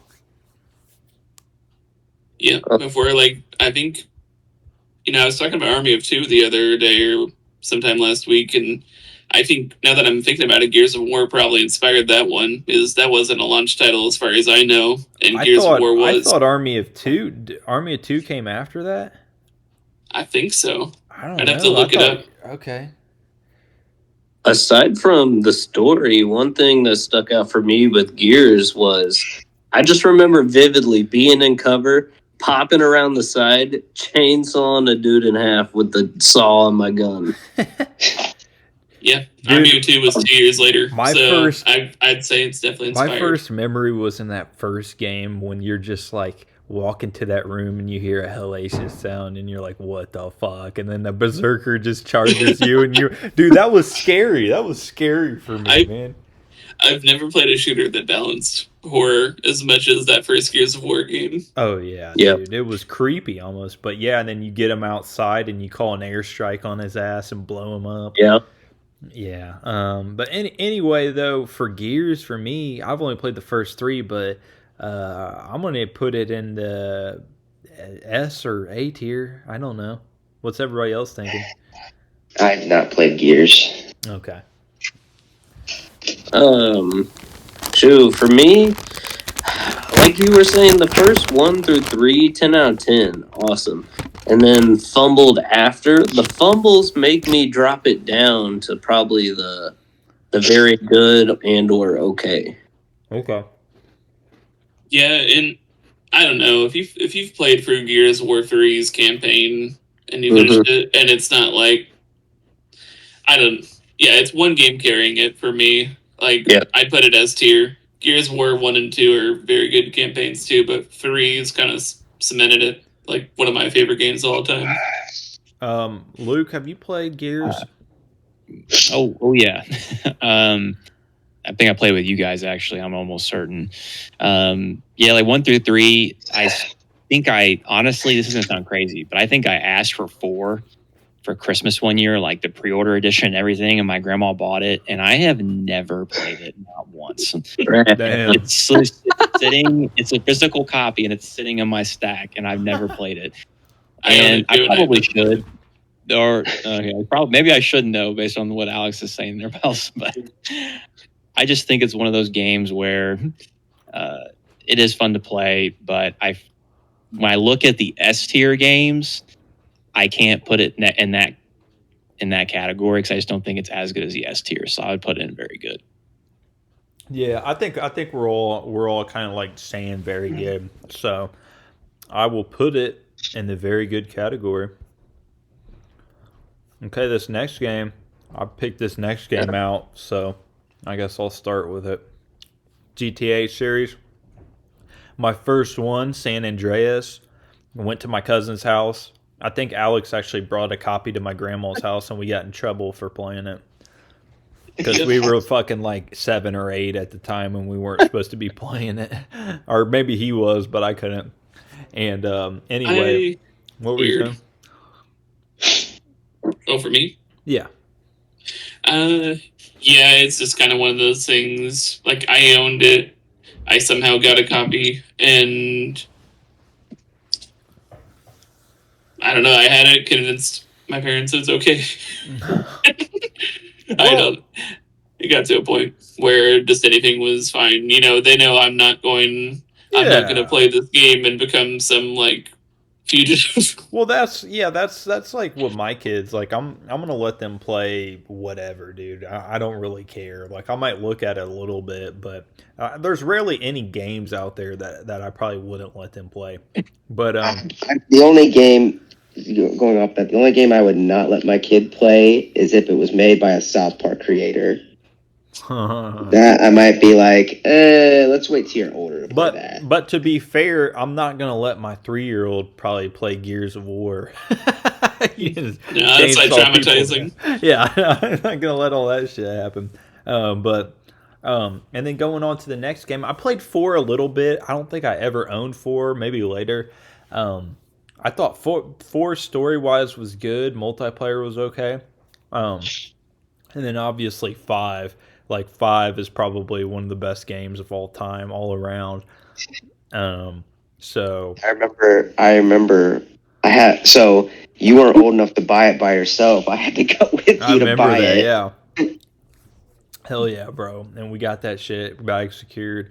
And then you guys remember it was like a different game till they updated it for the new console. Like when you bought it on 360, remember?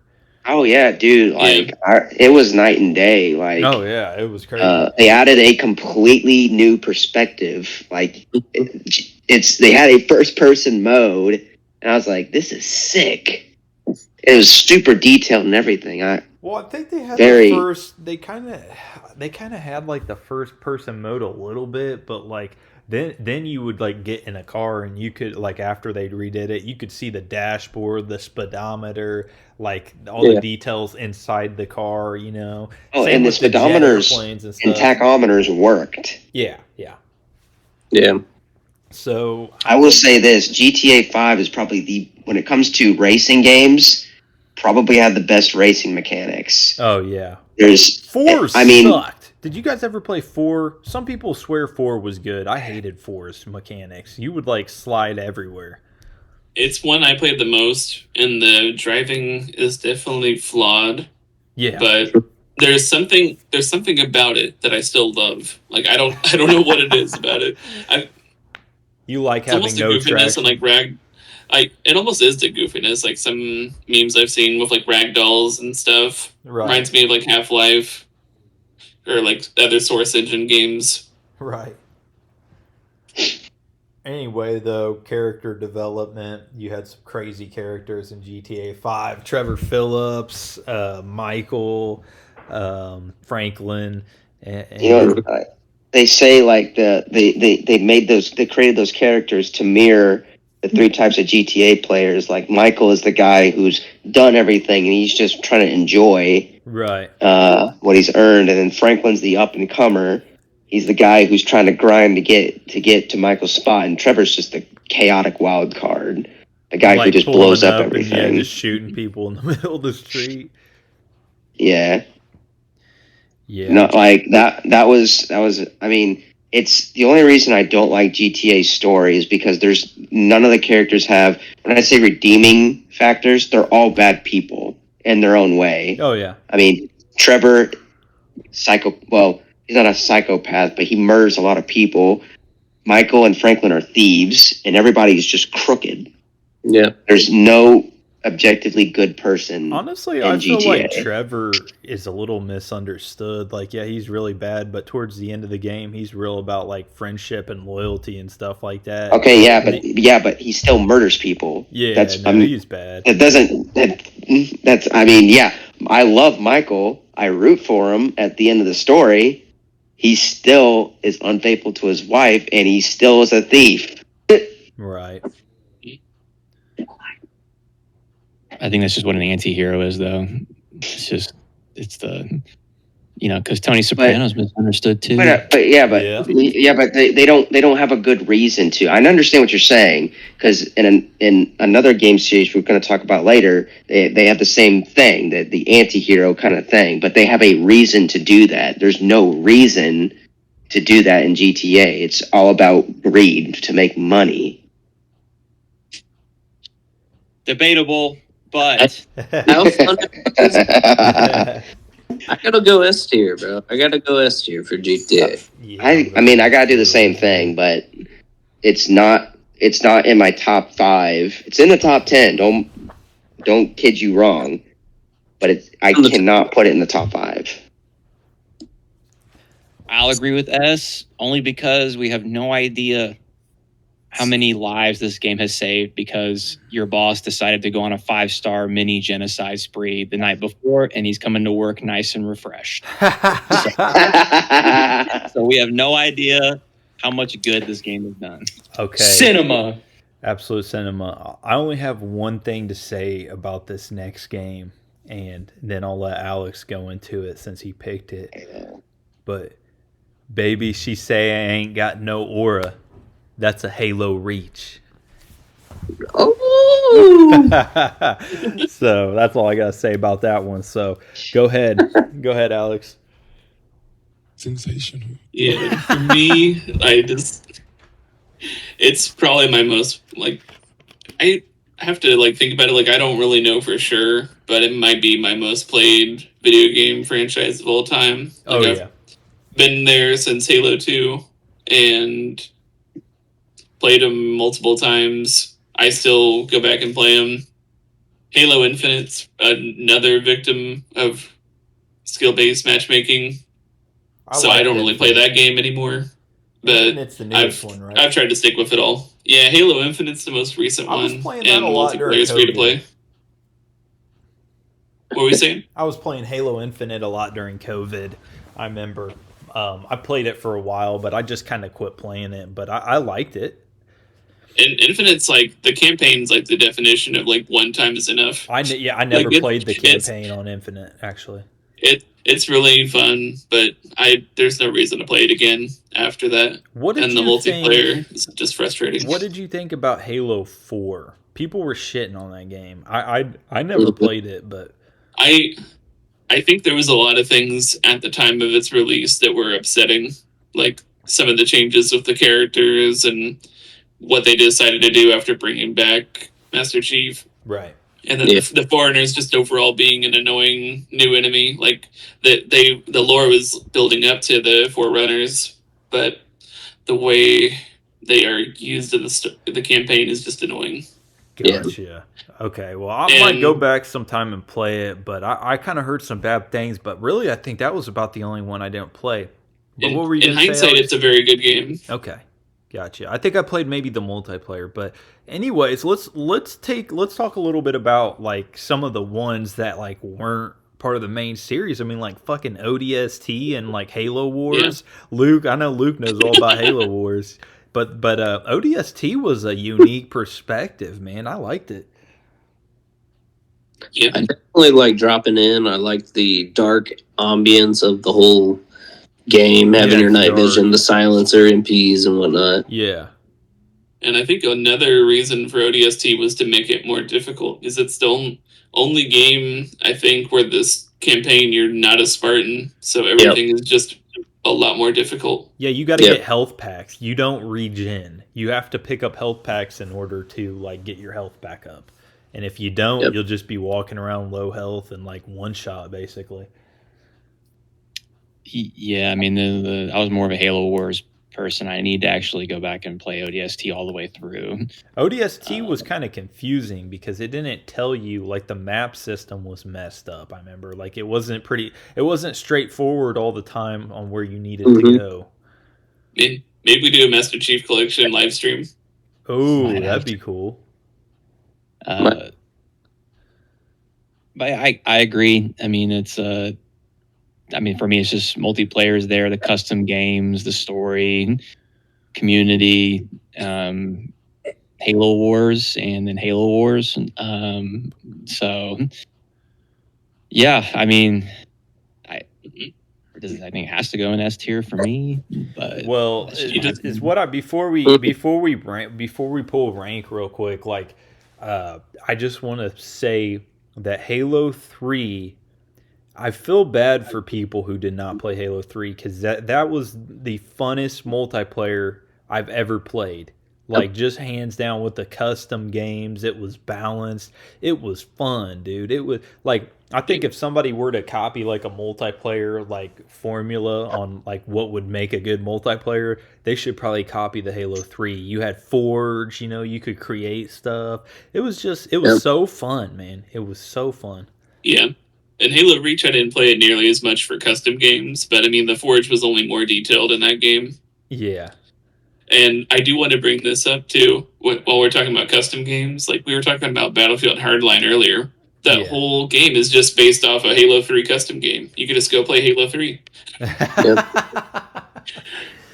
Yeah, dude. And that Halo 3, and then what was the one? Reach. Reach was a hell of a campaign, bro. Like, talk about one of the saddest endings probably to a video game you might see. Yeah, it's up there. But I don't know, man. Halo 3 just had so much heart and soul in the game, and I remember that was back in the day you actually had to grind. So like Hayabusa, like I remember I had Hayabusa. There was another armor too. I didn't have that, but Hayabusa, you had to run through the campaign on Legendary and find random stuff in the campaign. It was a grind to get that Hayabusa. So if you saw somebody with Hayabusa or another armor, you're like, damn, man, this dude's really good. Or he grinded to get this, But anyway, I'm ready to rank it. It was awesome. Hey, Ferg. Let's do. I'm gonna go S tier with it. S tier. Okay. Got one word for you. What? Kilimanjaro. Killtacular. I'm gonna go S tier. We'll pull rank here in a minute, but I'll put it right by GTA. Okay. Oh, this next one, Alex, get us started with it. Jak and Daxter.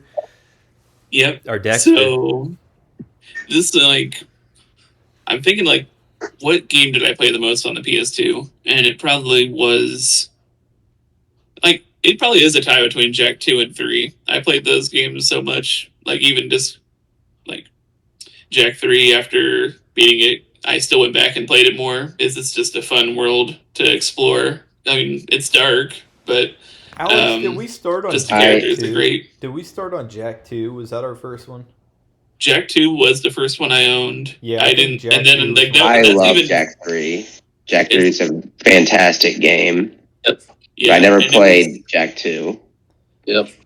Jak 2 was the funniest part about it too, was playing that game as your first game and then going back to the original Jak and Daxter, because that game is just the spiritual successor to Crash Bandicoot, and it's so fun. That's bright really funny you colors. say that. It's really the guys who originally made Crash Bandicoot made Jak and Dexter. Yep, it's all under Naughty Dog. Really? Mm-hmm. Started with Yep. Jak 1, but I like 2 more.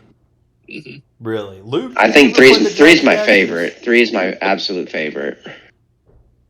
Luke, did you ever play Jak and Daxter? No. Oh, you did not I fucking didn't play even I don't think he had a Game is. PlayStation. Did you I have know, a PS2? I did. I don't even know what this game is. Bruh. Oh, Bruh, you missed out. You gotta go back. Dude, I even had Dexter on PSP, just the Dexter game Yeah. where you're running around as the little rat, man. I remember that on PSP. That was a weird one. But honestly, Yeah. the whole thing is kind of giving me like fucking Mad Max vibes because you could race. Did they have like a racing game at Jak and Jak X Daxter? Racing. they did. But that was part of like pretty much every campaign was like win this race. Like, you know, you had multiple Yeah. like racing missions. That predominantly in Jak 3 because they had the wasteland, but Yeah, it Are started they- in Jak 2, but Jak 3 was like a whole part of this story. Jak 3 was real big Yeah, on you- racing. yeah, you had to go into the desert and race to get artifacts, do certain things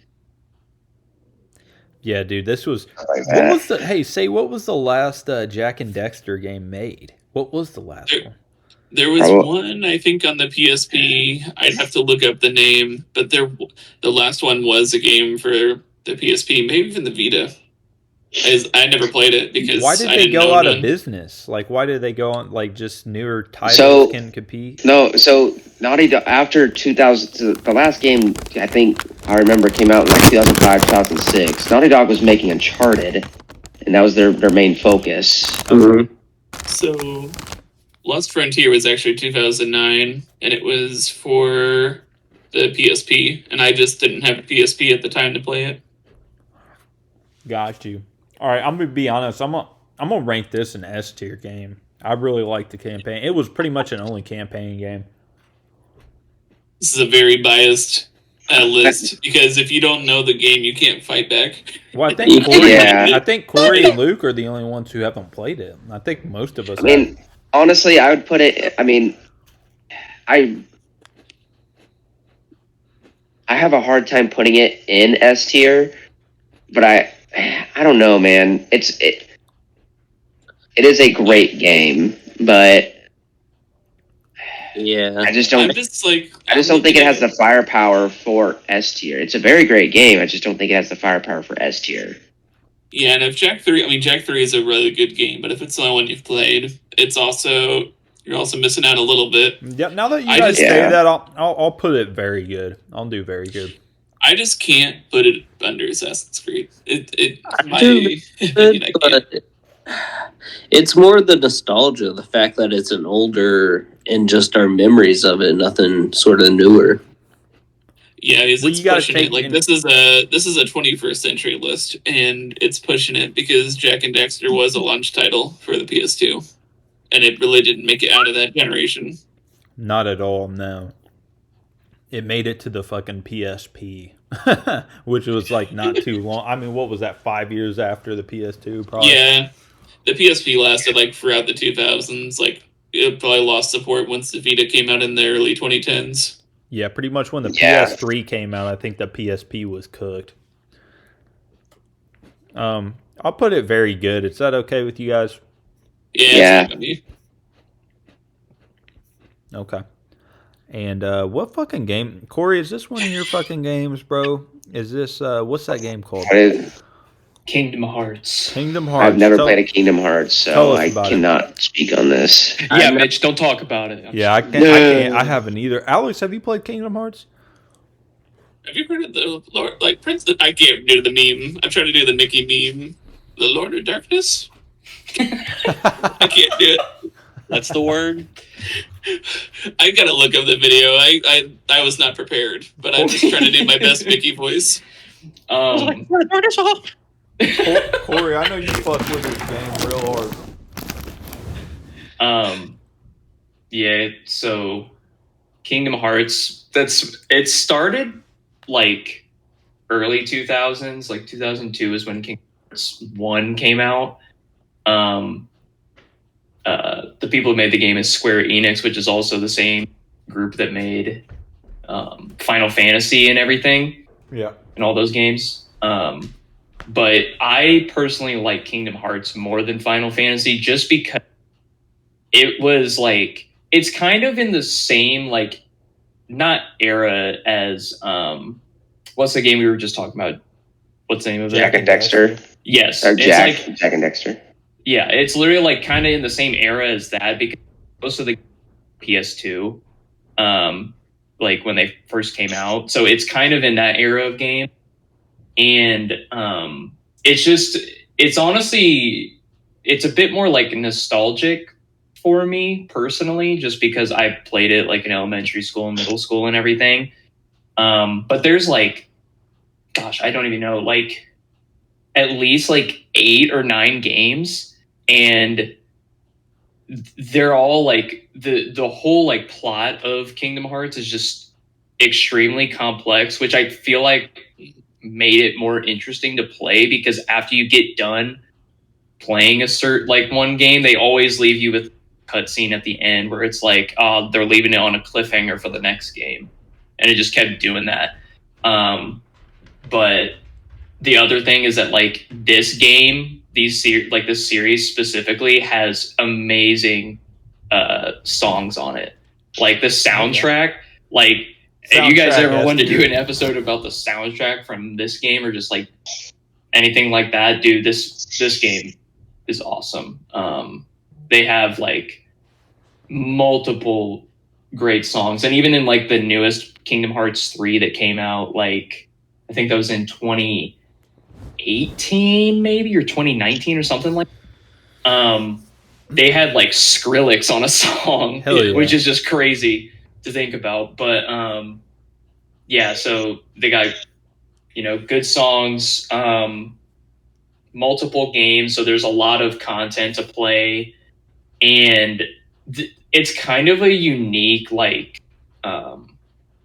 fighting system. Like it's a lot of spamming pretty much for the most part, but like they also have like there's almost like a D-pad section where like you have to use the D-pad to like go like quickly scroll through, like if you want to, you know, It's like a mini game. use a magic. Well, kind of. It's like if you want to, like you can fight like physically, like you have the Keyblade that you use, and then you also have like magic that you can use. There's like 10 different like magic like cues that you can use, and it's super unique in that aspect. And I think that Kingdom Hearts is like the only game that I know of that actually like Disney allowed their IP to be in the game. Okay. They're like the only one. Is it all Yeah. Disney characters? Yeah, It's, so like the whole premise is that you go to these different Disney worlds, Yeah. like, and you interact with like all the different characters and everything. And you basically just save the worlds from like Heartless is pretty much the main premise of it. And it's you get to end up meeting like your two people that fight with you all the time are Donald Duck and Goofy. And then like Alex and Luke were talking about, Mickey's in there too, and you get to talk to him for a little bit. Wait, Alex and Luke, have you guys played this? I've played the first one and none of the other ones. Luke, have But- you played them? I think I may have rented this from Blockbuster when you Hell could do yeah. that back in the day. For and played it for like This 20 is a minutes. Blockbuster Yeah. special, bro.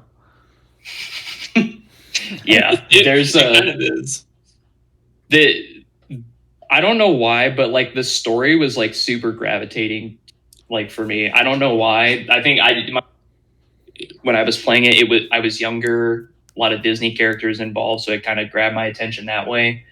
But also like I feel like the uniqueness of like a Keyblade, like that, I've never seen a weapon kind of like that you use in the game, and like all the different variants of it that you can use is really cool too. They all have like different stats and everything. Like it makes your strength higher, your magic higher, your defense higher. Like you can do a lot of different things in the Is this game. like an open world adventure, or was this more like an RPG, or like? It's an RPG.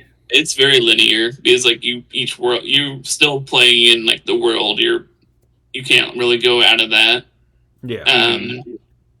But I get something I'd want to say on it. It kind of popularized like action RPGs. Like there was already MMO RPGs, and like Diablo, but this game is like all real time, has RPG elements, and it's an action game. Okay. And I just want to say even though I've only played the first one, I've seen plenty of clips and songs, and it's kind of like the definition of aura farming, like what I said in the group chat. Like you just look at the artwork, the songs in the soundtrack, Oh, the yeah, characters, it's got like the redesigns, the got a Final Fantasy culture behind characters, and it's just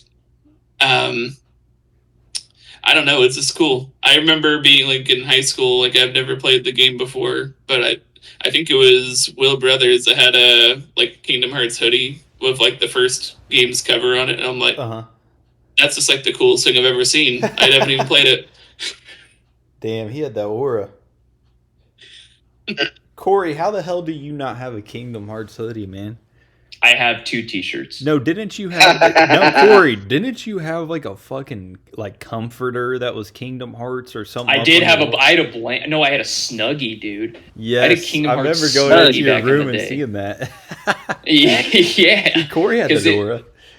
Dude, wasn't that that's the thing that literally it was like almost like a gown, right? It was Yeah. like a gown with like I had a Kingdom Hearts. I think Snuggie. Corey was aura maxing a little bit off that. Yeah. Those pickup lines.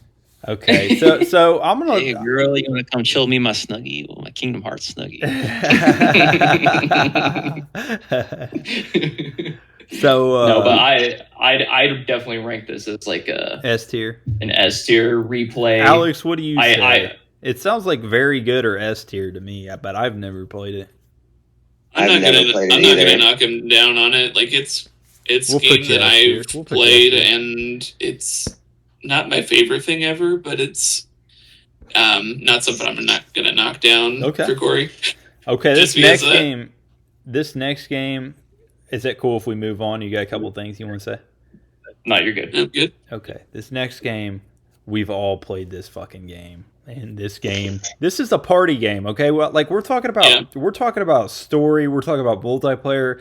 Just take away from all that shit, bro. This is a party game, man. You know? Yeah. Man, you drink some beer. Man, and you play want to this. be drinking Mario some Kart? beers or show up to a party, bro. You don't want to be playing no Call of Duty or Battlefield, bro. You're playing some Mario Kart. So, You ever walk into a party in college and just on the screen, and people just have a have a big 40-ounce beer and they're just chugging this thing while playing it. Yeah, Mario Kart or Legendary. whatever. Yeah, bro, you're Yes. getting drunk as hell playing Mario Kart, man. Like, or Yeah. high smoking, whatever. But dude, this game, I think the first time I played this was on the Wii. Did it come out on the Wii? That was the sixth one. Okay, I played. And it was also the first one with like motion controls, I think. Like Dude, gyro controls. playing that shit on the Wii was where it was at. I played it on the Wii, and I had a very good time. I remember, I think I was in Florida with my family, and they brought their Wii, and like I had a Wii, of course, but I'd only have to play like Wii Sports, and they brought their damn steering wheel. I'm like, damn, you guys brought your steering wheel? What? The fuck is this shit? Yeah, but anyway. Dude, classic game, fun game, just entertaining. I don't know if there's plot. There probably is. There's probably like a story mode, but I only played co-op. And the new one there probably will be, but in the other ones, no. It's just Grand Prix and versus and like some mini games. Yeah. Nah, Ferg, that's a part of the reason I picked this one was because, like you said, the party aspect of it, even bringing the family together just to play it, the unpredictable items caused it to be a fun, chaotic multiplayer. Oh yeah, like the fucking when the music picks up, the Final lap. Now be honest, when you get hit by the blue shell and you go from first place to 10th in the final lap, it's yeah, uninstall that'd be making me immediately. mad as hell. Yeah, Or somebody it's just gets all the immediate. fucking bullet, you know that bullet that like will shoot you from Bullet. like 10 minutes behind to like first place. Yes, that is so annoying. Yeah. Yeah, there's a saying in sales where they say that, you know, you didn't do anything till that money hits your checking account. You didn't win shit in Mario Kart till your ass crossed that finish line. There is nothing is never. No, you don't win. You don't win until you cross that finish line. Yeah, you can be like almost at the finish line and get hit with a shell, and then all of a sudden 7 motherfuckers pass you, and you're like 2 seconds from the finish line. Dude, I saw a clip the other day. Someone was about to cross the finish line. They just kept getting hit by red shells, blue shells, and they went from almost winning to like I think 10th, and I just had to move like 10 feet. It's a skill issue, man. Oh Or yeah. you get you know you're about to win, you're turning around the corner and you just hit a random banana pill. Skill issue. Yeah, skill issue. I don't know, man. Honestly, the replay value, it's got a ton of replay value. Like, I mean, you can Mhm. still go back and play any of those games and they'd be fun. I don't know if it competes with the S tier though. Yeah. My, I definitely But say it is it's good. very, It is very at what it good. does, man. It's Very very good. good. Well, you don't have to look at it from the same scope Yeah. as the rest of these games. You don't have to look like, oh my god, it's got an amazing story. It wasn't made for that. It was made to play with people and to have fun. Yeah. Too many times. Yeah, I mean- go ahead. I'm sorry. Go ahead. No, I was gonna say it's just it's practiced one kick 10,000 times. I mean, it's very good at what it does. I mean, so good to where I feel like everybody and their mama can play Mario Kart, like to Yeah. a certain extent. So I don't know if we're ranking yet, but Well, I, I feel like a lot of games now are so what's the term for it? They're so grindy and they're so sweaty, like Call of Duty, Marvel Rivals. Every game wants to be so fucking sweaty now, but it's like, let's just have fun. Like, I don't even play ranked on Rivals anymore because like I just want to have fun, dude. I really don't care about my rank. So Yeah. I think this is a fun party game, and I think like kind of what Luke said, is really good at what it does. so S or A? I'm gonna throw I'm gonna S. say S. I'm gonna say I- S tier. S tier? I'll say S tier. Yeah. Alright. S that shit Yeah, I loud. don't have any objections. Classic. All right, Johnny, I'll let you lead the charge on this one. Sensation. I love it, y'all. All right. This one was a little more tricky because we came to the conundrum of it's just one linear game that keeps evolving. It's not multiple releases or series. But we picked Minecraft because of when it came out and how big it was. It took Lego, I feel like, to a digital version to where you can go even farther. That's a good point, man. I never thought about it like that. You can go further beyond. Yeah. This one was The vast opportunities it created and the pure imagination aspect of it. I personally think it's a great game. I haven't gotten into like Minecraft Dungeons or anything like that, but It's just Diablo. yeah. You got to think, how many like architects or engineers did that game create? Because they just like building shit and Dude, using redstone. I love going on Instagram or Facebook and looking at like speed. Like obviously, that's a time lapse of them building stuff. And also, I love playing the game. Like when we play the game, like I know everyone's playing to do the Ender Dragon and whatnot, but I love playing just to build stuff. Like we set up a base camp, and I'm like, all right, hey, all right. Well, we need to make. My job was making landmarks. Right. To figure out. So I remember one time to make a landmark, I was like, okay, I can make this real simple. And I literally just spelled out Dick. And I said, okay, there's Dick Mountain. It's like, okay, well, why you call it Dick Mountain? Turn around, it just says DICK on it. Like, oh, okay. Yep, sounds about right. I think that game was like very rewarding if you were a troll. Like I think people like Corbin really liked that game and just messing with people and Like, blowing their houses up and shit. Yeah, I mean, I remember one time, like, we that same map where I made the landmarks, Ross went into this underwater cave, and I don't know if he just took a molly or something, but he carved out like a giant basement. And I was like, what have you done, man? He's just like, I just went to work. It's like, it's one of those games where I think I enjoy it just as much as I did when it came out. I think it's not a game I can play like 24/7. Like I can't play it all the time, but it's always like really nice to come back to. It's not fun playing by yourself. Well, and so I'm a psychopath. I don't know, but I just, I start a Minecraft world and like I'll throw on like a YouTube, like some long YouTube documentary type bullshit, and I just kind of mellow and zone out. I kind of just nothing. I'm just kind of locked in. Yeah, man, you just can really create what you want to create. You know what I mean? I'm just like, let me get sandstone fucking for the fourth time on the house here and make the flooring. Let me get this. Let me build a carpet right here. Yeah, that looks nice. My favorite thing, I'd just build stuff in the mountains. Like I'd carve out mountains and build houses in the mountains. Yep.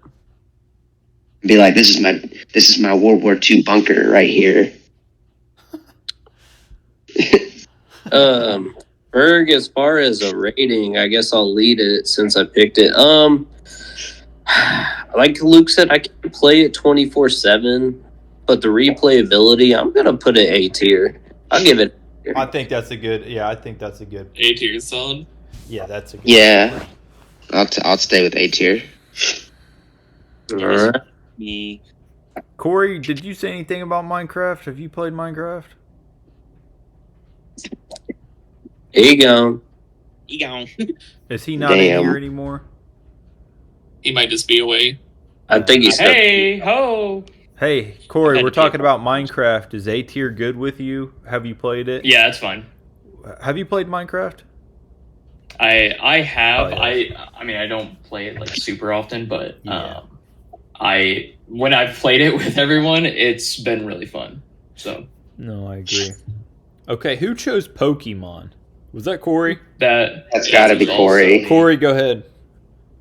All right. This one, I mean, I know this is like 21st century games, I guess technically, but this started in 1996.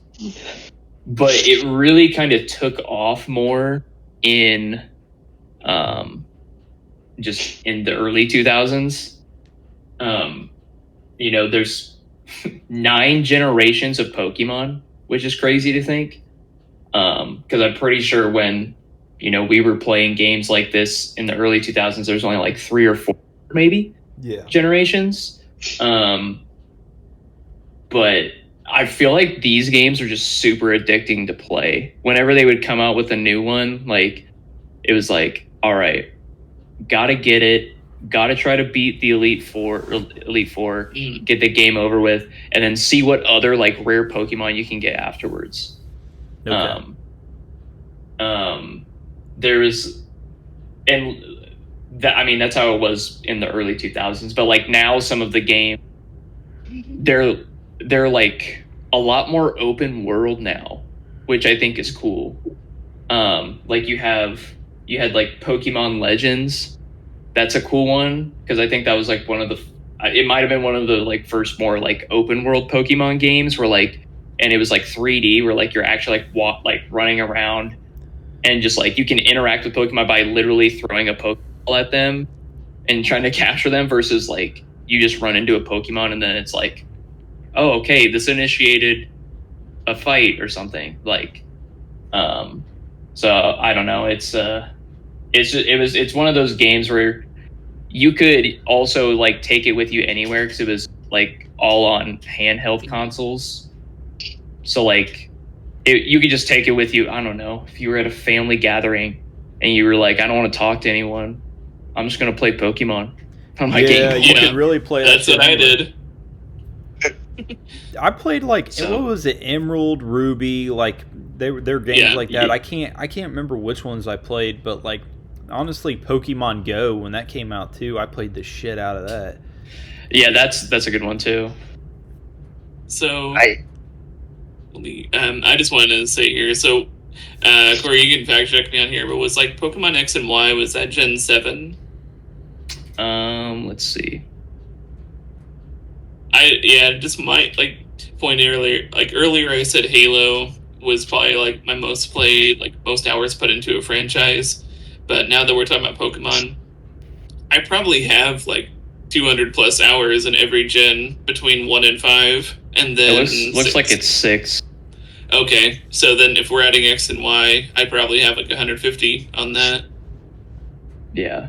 So I mean, like I literally have like 1,000 to 2,000 hours on this franchise. Damn, that's a lot. Yeah. Yeah. Pokemon, I also like I recently went back and I like recently, so I like that generation I think the most out of all of them. Even the Pokemon cards, bro. I was playing the hell. Like, Pokemon has a huge culture behind it, and just a classic game, man.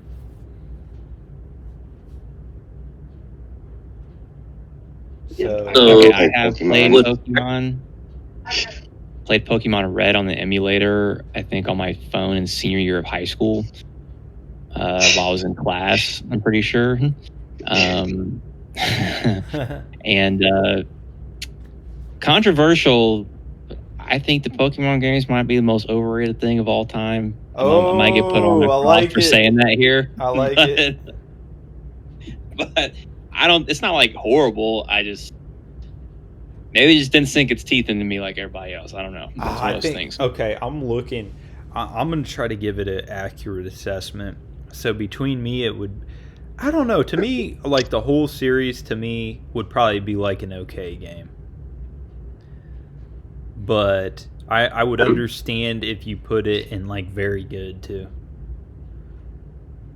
Yeah, I think it's definitely a very good, could play again type of game. Yeah. Because, like, I mean, I'm literally replaying Fire Red right now. Yeah. And it's like, it's something that you can just pick up, especially if you have an emulator, you can just go and play literally whatever one you want. So what would like you of rank the it, older Alex? ones. Alex? Oh, well, I didn't hear the question. What would you rank it?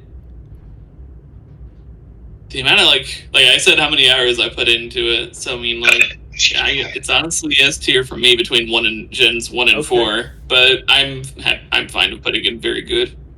Okay, very good. It sounds like it. John, what was you saying?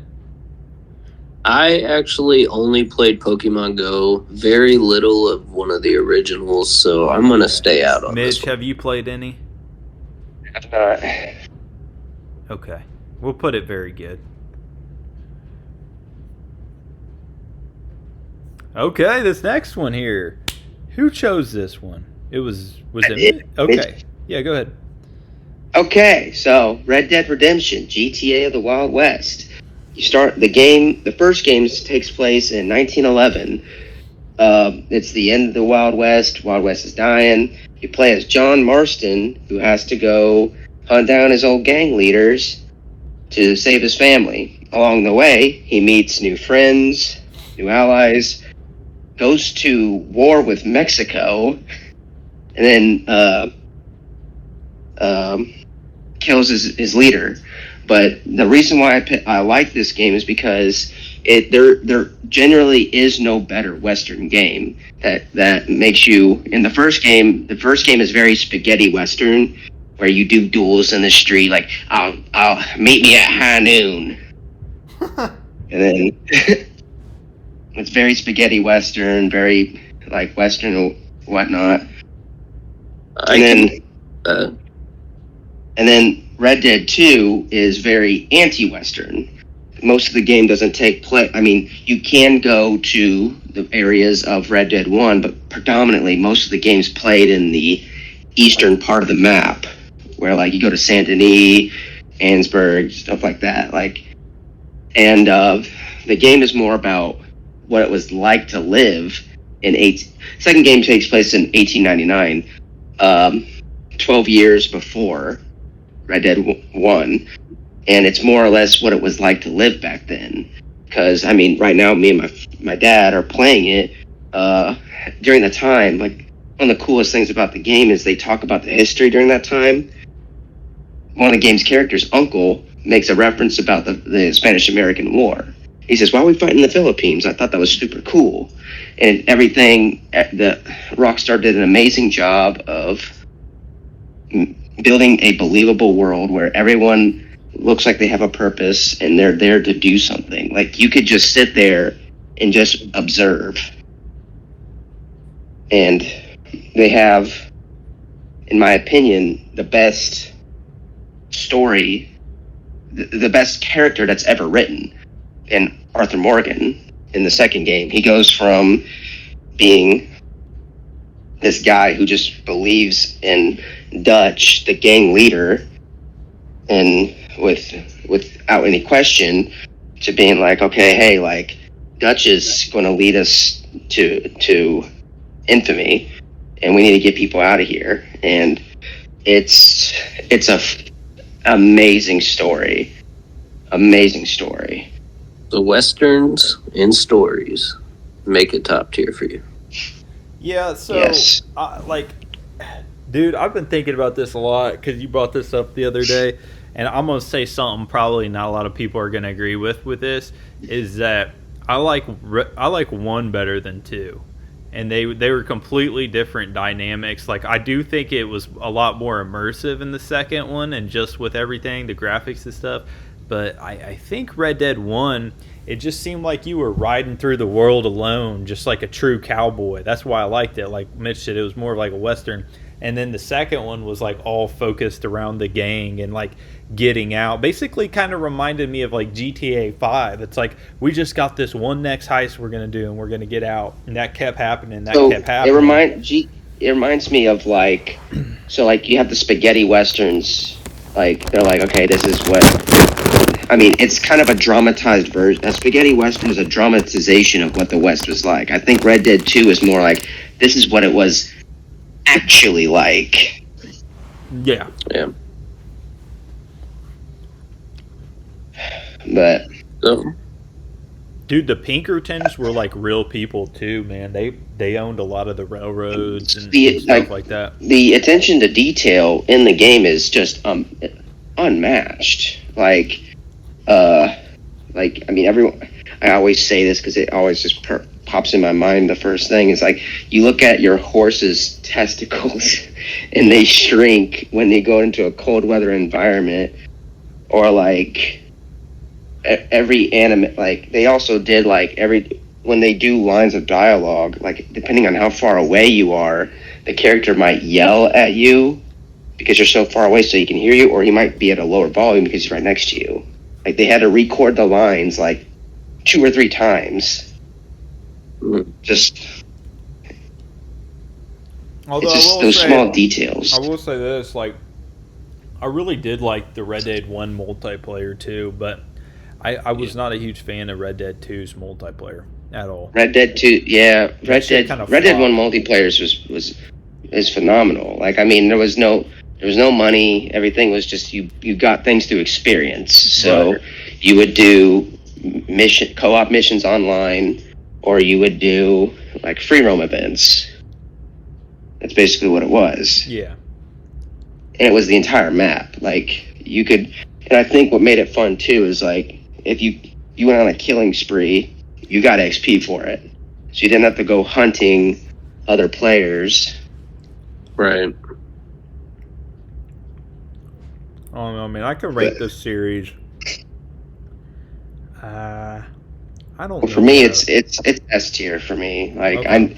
I know there's 2 games, but those 2 games are masterpieces. And let's not forget that they have the Red Dead 1 has probably the best DLC ever made in Undead Nightmare. Yeah, Undead. Oh yeah, I forgot about that. Forget Undead about Nightmare that. was good. That was back when like Left 4 Dead and Call of Duty Zombies were out. And the so thing they is, were all it's trying out to of do their left zombie field. shit. Like they were just like the story is so funny because everyone just doesn't understand the concept of zombies, and they're like, "What the hell is going on?" Right. It's so funny. Yeah, I remember Undead Nightmare. No, I don't know. For me, I'm gonna put it Red Dead. For me, I'm gonna put it like S tier, but I would probably put it like a lower S tier or like a high, very good play again. The campaigns, obviously, you could play again. I'll put it a low S tier when we start organizing this shit at the end. That's fine. I definitely S tier. Okay. I can agree on it. I never played Red Dead 2, but I played the original, and Damn, you never played 2, phenomenal, Alex? phenomenal game. I just got out of the like. If a game is more like a movie than a game, I don't play it. It is kind of like a movie. There's some very cinematic scenes where And you're we're just gonna like, get to that in these later ones. Okay. All right. So, Ed, what's But, everybody else yeah. thinking? I know everybody here played it, right? I did would not. A tier, but I'll let you go S with it. It was a fantastic Wait, game. Luke, It's you above never Assassin's played it? Creed. Yeah, I played 1, Wait, not 2. did Luke say he never played this game? No, that Corey. was It's me. Corey. Okay, Luke, what did you rank it? S tier. Okay. I mean, it's I'm not even a big Western guy, but they just do a pretty good job. It's very well made. Yep. Good stories. So, I mean, I got it in S tier, and then it also comes down to like, I think what Alex said. I'm not putting it with Assassin's Creed. I know that. So. No, yeah, that That is sacrilege. That's sacrilegious territory right there. Yeah. Okay, so, What the hell is this? bro. Okay, Luke, I'm gonna Leave beat it your in. ass if you don't know what the fuck this is, bro. Are you for real, bro? You never played. Wait, Sly Cooper? Luke, it's gonna be like the Dahmer meme where he has them like in front of a TV. I just want to show you some pictures. It's gonna be me making him play Sly Cooper. Bro, you've never played the Thievius Raccoonus? You never played Band of Thieves, Honor Among Thieves? Nope.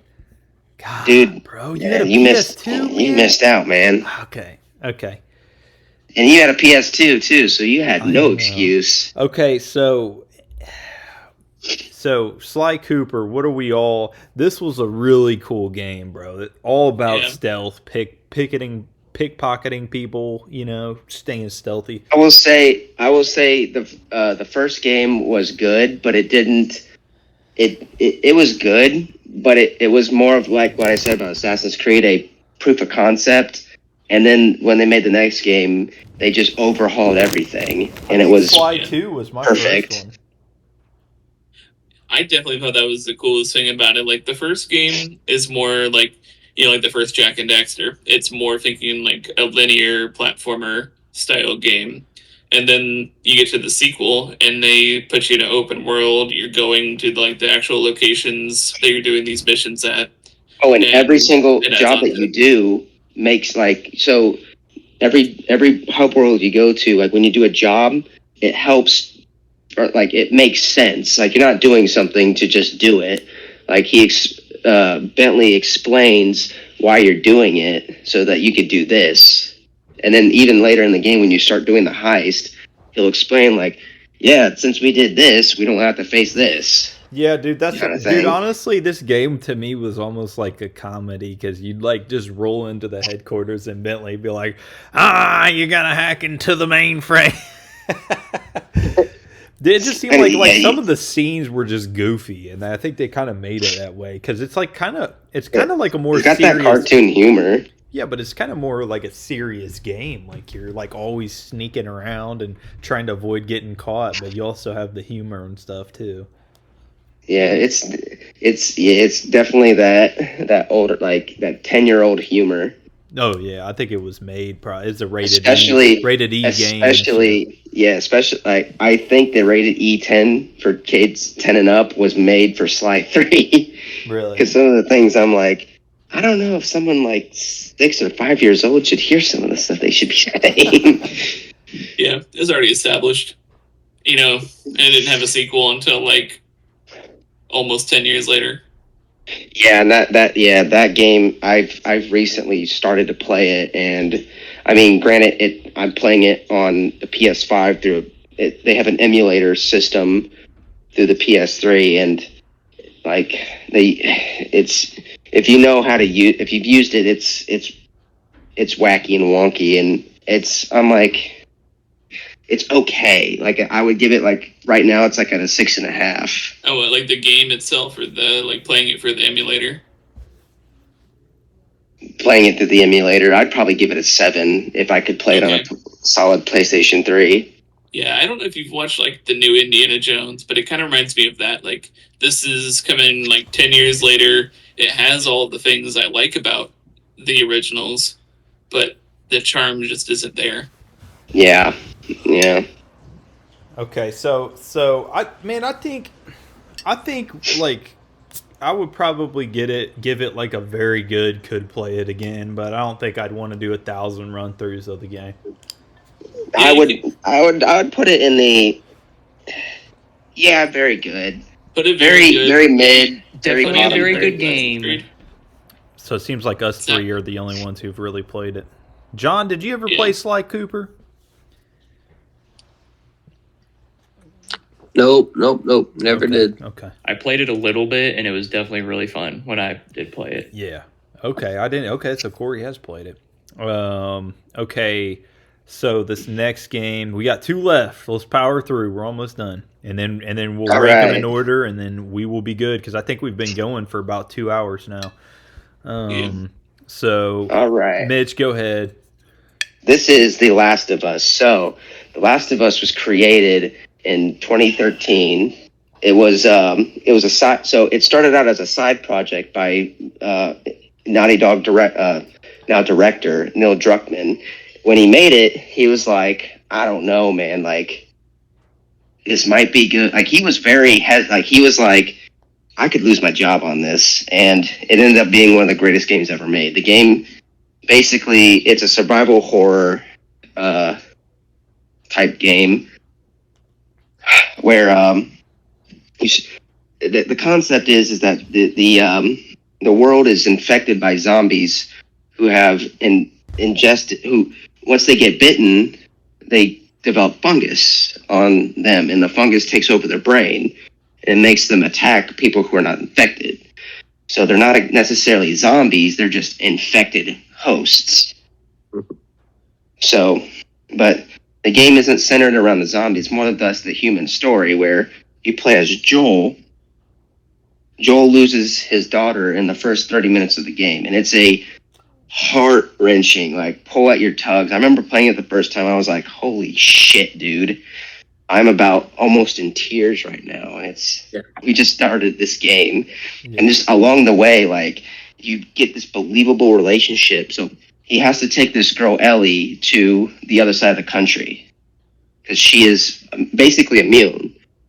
And along the way, like they survive encounters, they almost die. They find their brother, Joel's brother Tommy, and they reunite. And it's a very believable story of someone basically going from like, I do not like you and I can't wait to get rid of you, to you are my daughter, like surrogate daughter. I will do anything to protect you. Yeah, dude. In the end, that's one I in really the- want to go back and play through. I know it's a good And- game. And the ending is highly controversial because people are like Joel makes a very, very selfish choice. But if you've asked anyone who has kids, which I don't think none of us have kids, anyways, but anyone who has who's a parent was like, yeah, I completely understand why he did that, and I do the same thing. Right. Yeah. Anybody And else then- played The Last of Us? I've played it. Did you like So- it, Alex? I'm just gonna get this through. Like, I liked it. I definitely like what Mitch is saying. Like the opening to the game is just crazy and made me very invested into the Alright. whole story. But So I have a Naughty question. Dog, yes. But can I talk about the part 2? Because anyone who watches the TV show will get spoiled by it. I don't know, bro. I was watching the TV. But Okay, so I didn't watch we're the just not TV going to show. talk. Okay, well, we're just not going to talk about part 2 because there's another story. Like Naughty Dog. I don't want to spoil the TV show for you. No spoilers here. All right. Well, Spoilers. this is only going to be about part 1, I guess. Yeah, I just want to say, like, I'm just a little bit jaded on the game because, like, you go for Naughty Dog's whole history. Says Crash Bandicoot on the PS1, the main character cannot talk, and all the villains can. So you have this kind of goofy, cartoonish platformer. You go to PS2 and have Jak and Daxter, and it's another platformer. First game is very similar to Crash Bandicoot, and then the second one onward gets a lot darker. The main character has a lot more lore, and he's just more involved in the story. And then after that, you go to Uncharted on the PS3, and it combined like action shooter with platforming, and just kind of like the bond between like the characters. You're a lot more invested in the main characters. Not many, to me at least, not many other characters really mattered, but the bond between the main characters is what kind of sold that series for me. And then The Last of Us is pretty much take out everything except for the story. And I don't know. It also adds survival horror elements, like during gameplay.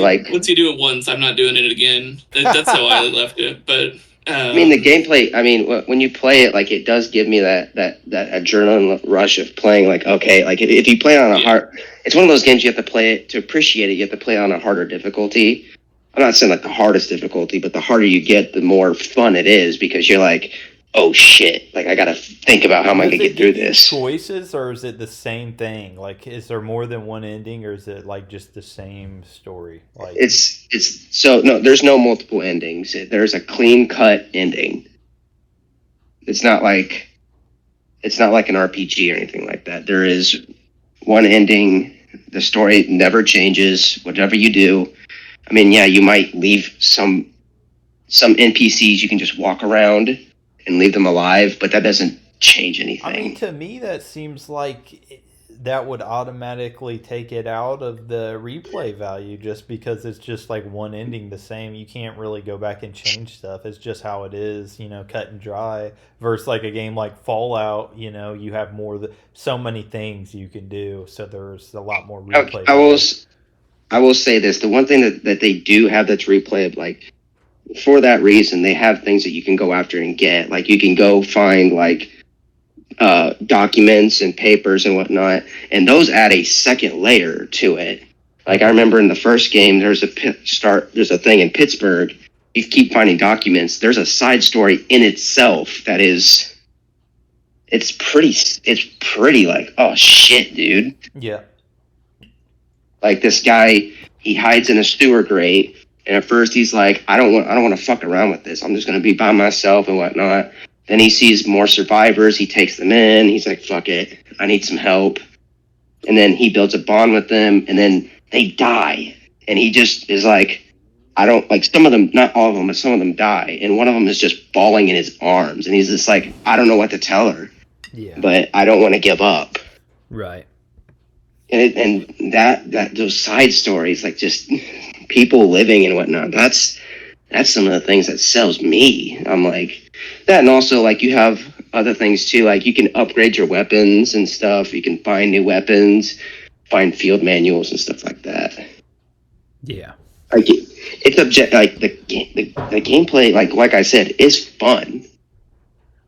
Like when you play on harder difficulties, like you got to think about, okay, how am I going to do this? And the AI is not stupid. Like they flank you, they attack you from behind. Like, Yeah. and then not to mention also too, like there's The Last of Us introduced like random conversations, like Ellie or somebody might say something and then you can comment on it and it just adds to the story. Mm-hmm. So yeah, there's not a ton of replay value, but there is a little. But I think just the story by itself, and then also in part 2 they added a roguelike mode, kind of like Nazi zombie-esque, where you have to survive. You have a set amount of rounds, but you have to survive, and they get increasingly difficult. So there's that too. So where would we rank it? Yeah, where would you guys? Alex, sounds like Alex and Mitch are the only two people who played it. Yeah. Replay value is very low for me, but the story and characters are good. So, I mean, wherever Mitch wants to put it, I would say. Would you say S tier? I wouldn't put it S tier personally. You say very wouldn't? good. I would put it above Assassin's Creed. At this point, I've said that so many times. I feel like you guys just know I don't like Assassin's Creed. Pooping there. Could we? Well, here. I mean, oh, you know what? Okay, can we put it at the top of A tier? Well, we're gonna dispute that, but yeah, we can put it in A. Yeah, I don't think you're gonna get the rest of them to put it above. Well, here's what we got one more game and we're gonna reorganize. But is what I was gonna say, Mitch, is like the games that we have all played and we all like are probably gonna come before the games like only one or two. Okay, of us have played. I see what you're saying. Yeah. All right, but that doesn't mean they still couldn't be in the category. But okay, Mitch, your last game here, Uncharted. Talk about. All right, I started this video and I'm gonna end this video. Yeah. All right, this is Uncharted. This game came out in 2007. This guy they joked around and called him Dude Raider because the comparisons to Tomb Raider. And Nathan Drake is just one of the greatest characters. Obviously, like, he's my Discord character. Very lovable guy. The first game takes place in South America. They're looking for El Dorado, the city of gold. Ends up being it's a statue that if you open it, turns you into like a flesh-eating zombie. He meets his future wife, Elena, and they have awesome rapport. And there's also Sully, Victor Sullivan. He's the pilot. They have great banter. And then in Uncharted 2, it takes place a couple years after Uncharted 1. They go looking for Shangri-La and the Tree of Life. During that time, he meets at the start, he has a new love interest in Chloe, an Australian Indian woman. And later he meets back with Elena, and they have to stop Lazarevich. He's this evil general who's looking for the Tree of Life to take over the world. And he ends up doing it. He saves Elena, and they have a kick-ass train sequence where Nathan fights this. It's this 25-minute segment where Nathan's just crawling through this train, fighting and whatnot. And then Uncharted 3 is it's not as good, but it still has some of its moments. Like the pacing is everywhere. They go looking for the Rubel Khali Desert, the pillars of Uban, I think, and it's my least favorite because there's not a lot of Elena's in it, and so is Chloe, but they don't really banter that well. And they have the best action sequence in the whole series where Nathan Drake, he's in the back of this cargo plane and it starts blowing up and he gets sucked out of it and he has to catch this cargo piece and pull the parachute. It's so unbelievable, but it's so freaking cool. And then finally, there's Uncharted 4. So with Uncharted 4, after the development of The Last of Us, Neil Druckmann took over as developer and the director, and he made the series more grounded. So there's no supernatural elements or anything like that. And actually, the characters have growth. Like, during the first 3 games, Nathan Drake is like, all right, hey, I'm going to go do anything to get this treasure. Like, I don't care if it kills me. Whereas in Uncharted 4, most of the time, he's not looking for the treasure to get rich or to say he has it. He's getting the treasure to buy his brother's freedom, which he ends up lying about it so that he could get his brother to do it. And still ends up doing it because he has to save his brother. And I love Uncharted 4 because there's so many callbacks to the first 3 games. There's like, there's a chapter where Nathan's just at his home. He's just doing like his normal life shit. And he's just like, I remember this. Like, he's like, you go through like your stuff in the attic and he's just like, oh, hey, I remember this. Oh man, yeah, that was a great time. And then they have the coolest segment where he challenges his wife to who can score the highest in a game of Crash Bandicoot. They emulated the first level of Crash Bandicoot into the game. That's cool. And you play it twice. Yeah. And the series, and just to end it, the series has the greatest finale. Nathan Drake ends up happily married. They don't go on crazy adventures anymore. They have a kid. And the story ends with him explaining the events of the first game, like in detail. Like, Elena's like, well, we got ambushed by Indonesian pirates, and their kid's like, what? And he's like, yeah, that did happen. It's so cool, man. So Yeah. okay, Alex, have you played this game too? Yeah, I've played the first 3 now. Who else is like? Am I the only other person who's played it? Y'all are I naming mean, these obviously, I've PlayStation played it. exclusives. I played don't all of think them. a lot of us had PlayStation. I mean, I've played Tomb Raider, and that's probably the same thing, right? I would imagine. Not exactly. It's Not like- exactly. I'd say It's kinda Uncharted like it. is not as dated. So when I'll keep it kind of short on it. Like, I fell off after Uncharted 3, and it's kind of like what Mitch is saying, like the pacing issues. Like, I feel like Uncharted 1 and 2 are paced so perfectly, and 3 just wasn't there for it, like, for me. And I also didn't have a PS4 until like later in its life cycle, so I never played on. I will say, Uncharted 4 has so like the game has no pacing issue. Like they fixed what they had, and there's really no pacing issues. Like the whole time, I'm just like they have moments where they're like, okay, let's go find this, let's solve this puzzle, and then next thing you're shooting. There's not a lot of shooting. There's more puzzle solving in the first half. Then all of a sudden, like there's a big city called Kings Bay. You have this 25-minute, just like the train sequence. You drive through the city, destroying shit and whatnot, and then you have this cool sequence where you're getting chased, and it's just bombastic as hell. And then they end up doing a lot of fighting on the island. And just also the history aspect too. Like the in the 4th game, they're looking for the what is it? It's Pirate Utopia, where all the pirates got together and just made a colony, and they end up killing each other. And Libertalia, that's what it's called. Yeah. And I think the only other thing I'd want to add on to it, like Nolan North is the voice of Nathan Drake, and he's just such an amazing guy. I love any voice acting role he's ever gotten. He's basically Deadpool to me. Like, I feel like He's also Rick Toffin. I feel like he could have been Deadpool instead of Ryan Reynolds if they wanted to. And then if Nathan Drake was good at live action, I don't think he really is. And then I even feel like, and that's the thing. He might not be a great actor, but I feel like he if he wanted to be Deadpool, he could have been. If he wanted to be Nathan Drake instead of Tom Holland, he could have been. He's a little older, but I like the decision. If they wanted to do like an older spin on Uncharted, which I like what you're saying about Uncharted 4, would it make sense? But if they could, he could pull it off.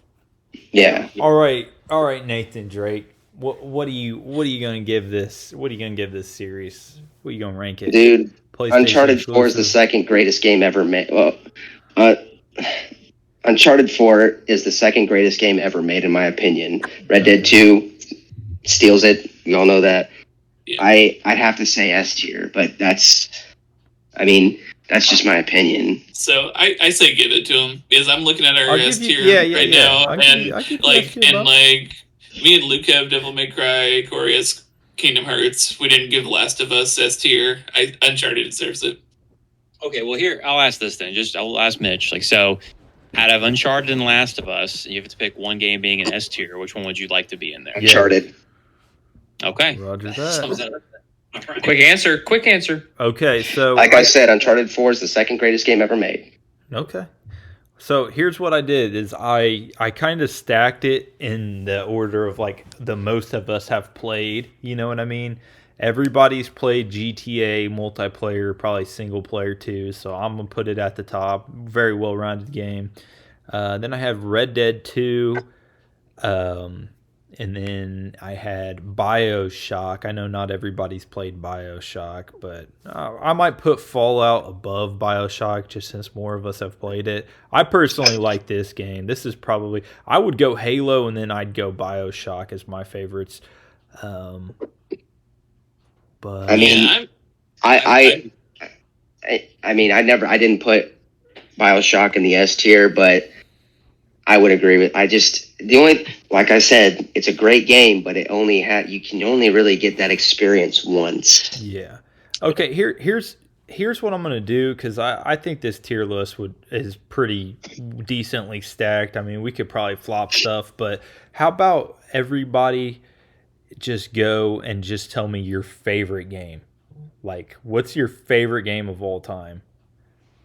Red Dead 2. Okay, Red Dead 2 for Mitch. Corey? Probably Kingdom Hearts 2. Kingdom Hearts 2, roger that. Or game series, I'm sorry. We're talking about... So is it still going to be Red Dead? Is it still going to be Red Dead, Mitch? Yeah. Okay, Corey, is Kingdom Hearts still yours? Yep. Okay. Alex? It has to be on this list.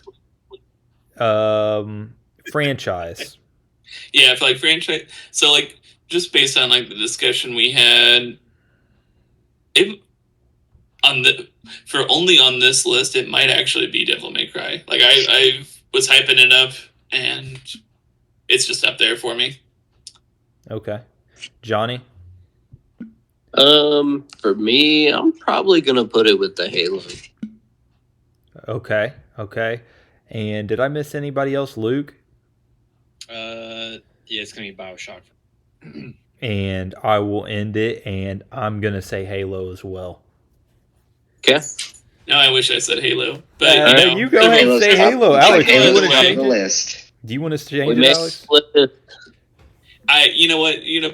Put Halo / Devil May Cry. They're both up there. It's PlayStation versus Xbox. Gun to your head. You had to choose one. Is Devil May Cry was a PlayStation exclusive to begin with. I gotta put Halo. Yeah, I knew it. We knew it. Yeah, Halo is awesome. Did it. We had 3. Okay, so 3 Halo, 1 BioShock, 1 Red Dead, and then 1 Kingdom Hearts. Hell It's like, yeah. Hell yeah. It's like Halo's the best. Maybe Absolute Cinema. Yeah, Okay. Halo. We're biased here. All right. I'm gonna Halo give. style. I'm gonna get. Okay. Halo. Okay. I'm starting a timer. Because we're wrapping this shit up. Hang on. I'm gonna give Wrap it up. everybody 2 minutes. Everybody has 2 minutes to tell me why your thing is the best. So So who? All right. there's people here who have played Halo custom games and people who haven't. And I feel like people who have, it's higher on the list. Okay. Who's next? I would say Halo, just same following Alex, those custom games, along with the story of Master Chief, is just too good. Hit a core memory in my brain and my heart. Okay. Breaking Benjamin playing and that one in Mission in Halo 2 core memory. Trash compactor. All right, Mitch. You got to sum it up in like 2 sentences. Give me a summary of why Red Dead's the best. Okay, so Red Dead Redemption 2 has some of the most cinematic missions ever made. Arthur Morgan goes from has a complete character transfer after he gets his diagnosis, and just everything about Red Dead, just the atmosphere, the attention to detail and everything. The gameplay's fun and everything, and that in my opinion, that's the reason why it's the best game ever made. Good Nice. summary. All right, Luke. I counted 6 sentences there. Yeah, 3 sentences. You're over your limit. Luke, you got 50 seconds left. Go. Sorry. BioShock's my favorite. You got fucking 40 seconds, no. bro. Bioshock. Jesus Christ. Bioshock is top. It's just one of the first story games I ever played. Made me actually want to be in that world. So it kind of was like the first game really trying to take me there. So Really? That is a crazy thing to say, because that world's crazy. that's what I'm saying, man. It's crazy, like but the it's universe. crazy, but I want to be there. Like, it's crazy to say that, but it's true. Corey? What? Yeah, Corey. Corey, you got 10 Kingdom seconds. Hearts. Go. Good soundtrack, great plot, emotional, shows their friendships last forever. Boom, that's it. Or Little damage. Or Or a farm. or Or a farming. Maxine. All right, y'all. That's Yep, the thanks for having me. That's the GG. episode, guys. I think we could say Halo is probably the best game ever since it had the most votes. Now, yeah, Put in the comments which one is your put in the favorite. comments which one's your favorite. Put in the comments, you know, what you disagreed with. You know, maybe you're an old head. You like Pong. Tell me why you like Pong. Although Pong is not the best game ever. And we out. Hang on, All right, hang see on. everybody. And subscribe helps us greatly. I need to start saying that more throughout the video. I just always forget. Like this video and subscribe. More than anything, subscribe. It's up to you if you want to like and comment, but number one, subscribe, please. Subscribe. If you All right, enjoyed bye it, everybody. thank you. Bye.